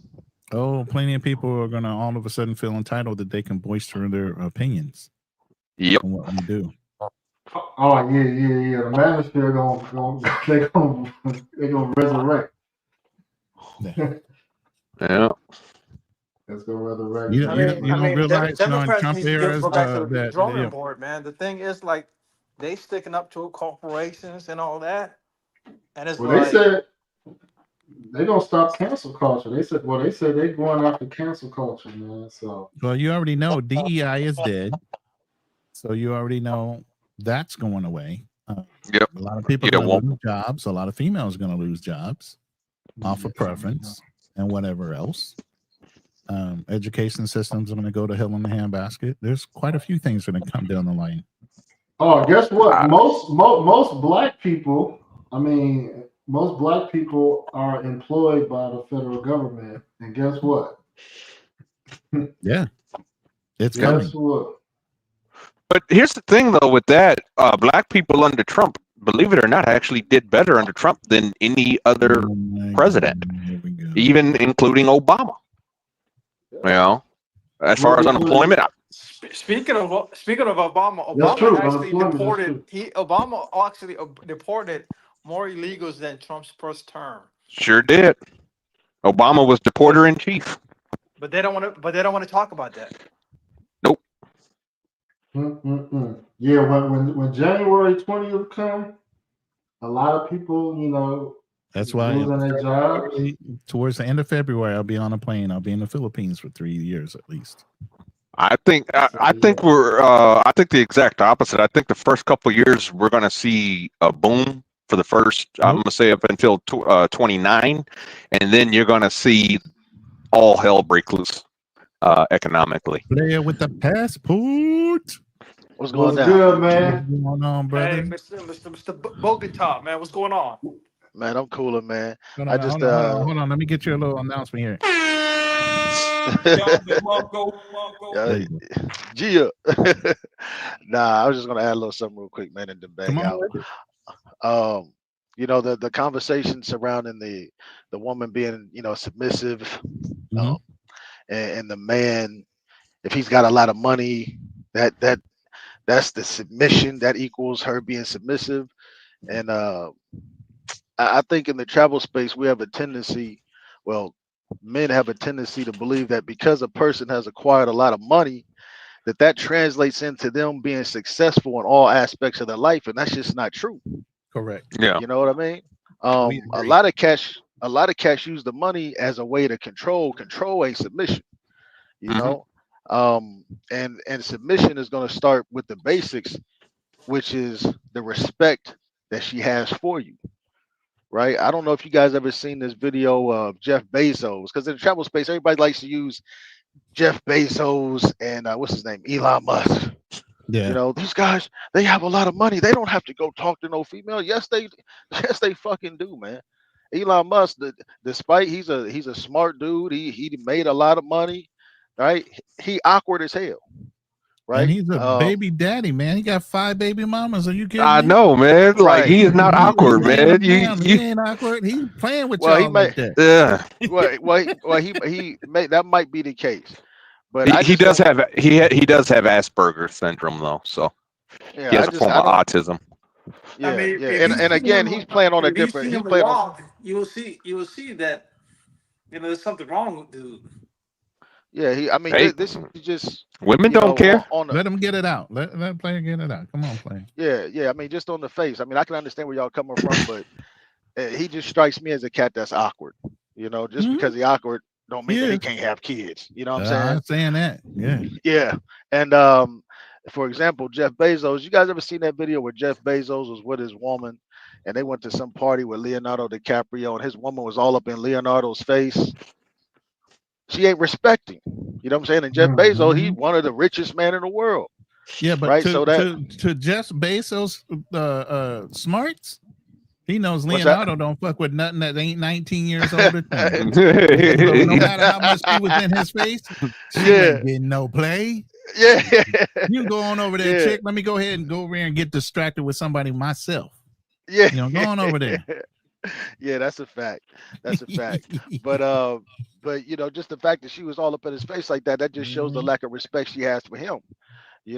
So I just think a lot of times, man, the feminine qualities, the feminine energy, that fragile female, though that exists in all women, but for the most part, it takes a man for that woman to want to, because today these women nowadays, they feel as though they can pick and choose who they want to be feminine to.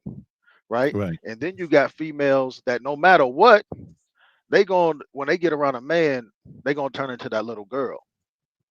So well, I'm sorry, I didn't mean to cut you off. Go ahead, man. Until she don't get her way. That's what I was getting ready to bring up. Is that only works for so long.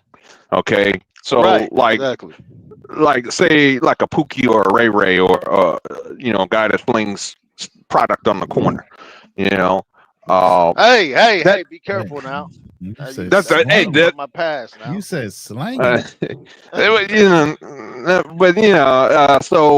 the thing is that it only works for so long because like I said, believe me, I've lost to those guys I've lost women to those guys all the time. But one of the things I do notice is after about 10 years, women do get tired and fed up. They do. It's like a switch. So I believe this. Yeah, I believe women. But Darnell, were you at your best? Were you staying shaped up, trimmed up, laced up? Yeah, back then, I was. Were you for real? Man, I got custom made suits. I'll pull them out the closet for you right now. I got custom made suits that you ain't gonna right now. Well, that's not, yeah. But the point is, I mean, at that time they weren't dusty, and yes, I was cleaned. I was, I was more trimmed up than you are right now, Wolfman Jack. Yeah. Back then I was clean, man. I was clean. Yeah, why did you stop? Thank you. Good question. Why did you stop? Well, I developed a drinking problem. I know some good-looking drunks. Pause. Well, I mean, when that might be true. I mean, there's also functioning alcoholics too. People that are fiber optic certified. You'll find out and I happen to be fiber optic certified, but a lot of them are alcoholics. It steadies your hands. That's why. But anyway, the thing is that over the course of time, things do happen. They got to a point, I quit eating. I literally go about 3 days without eating. Just wasn't hungry. So did you say you went into a sense of depression?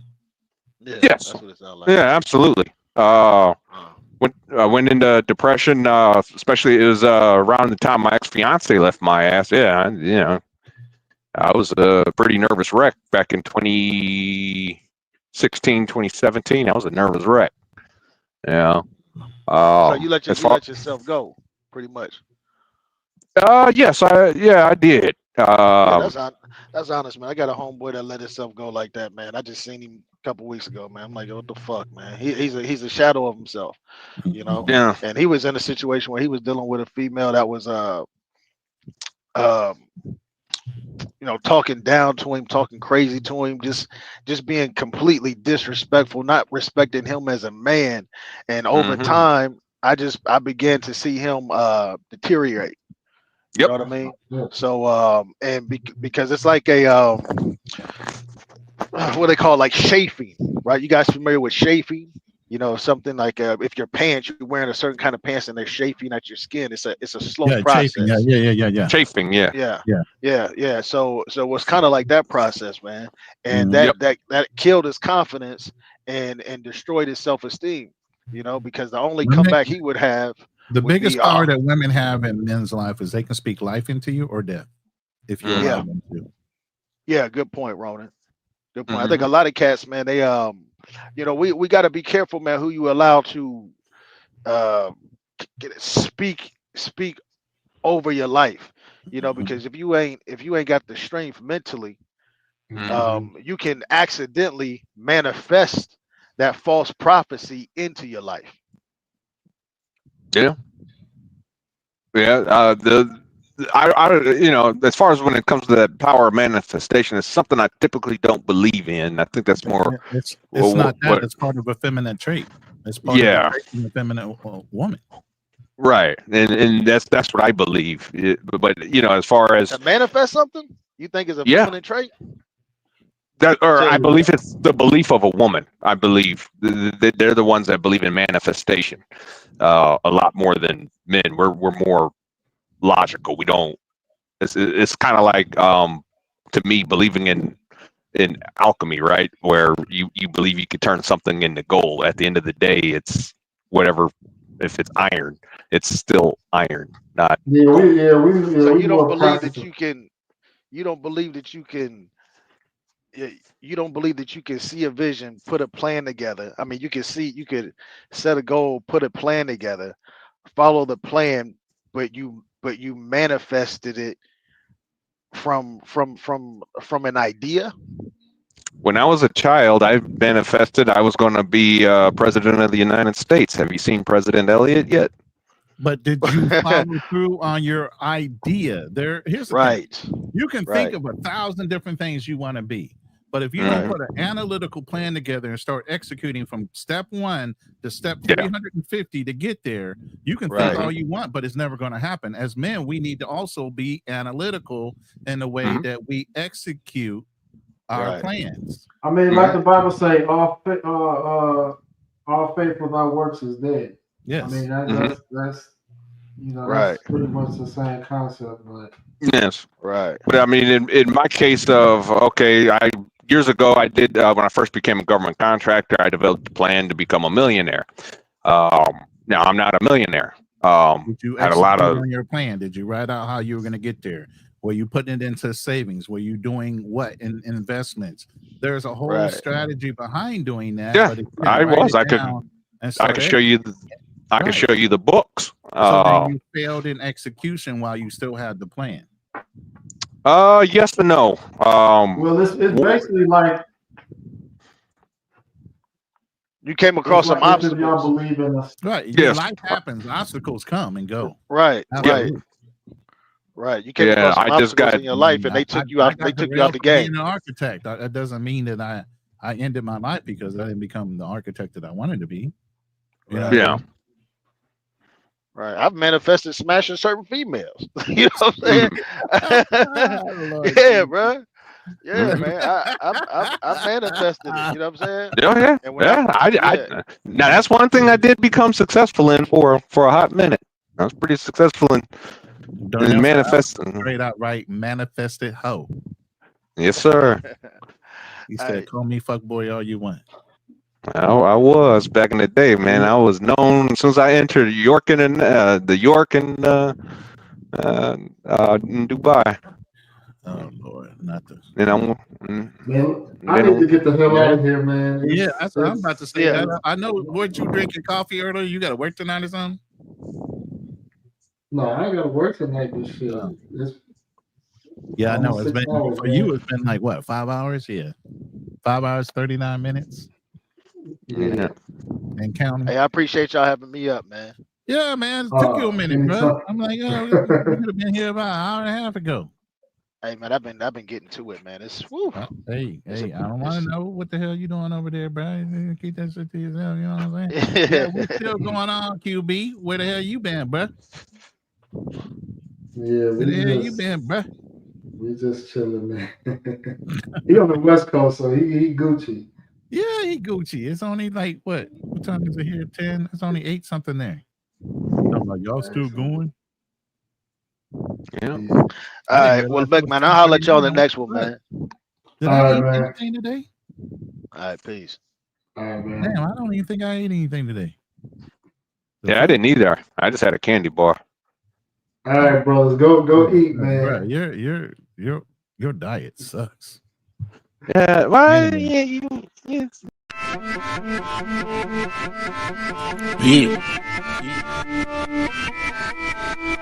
At the flight book, it's a library.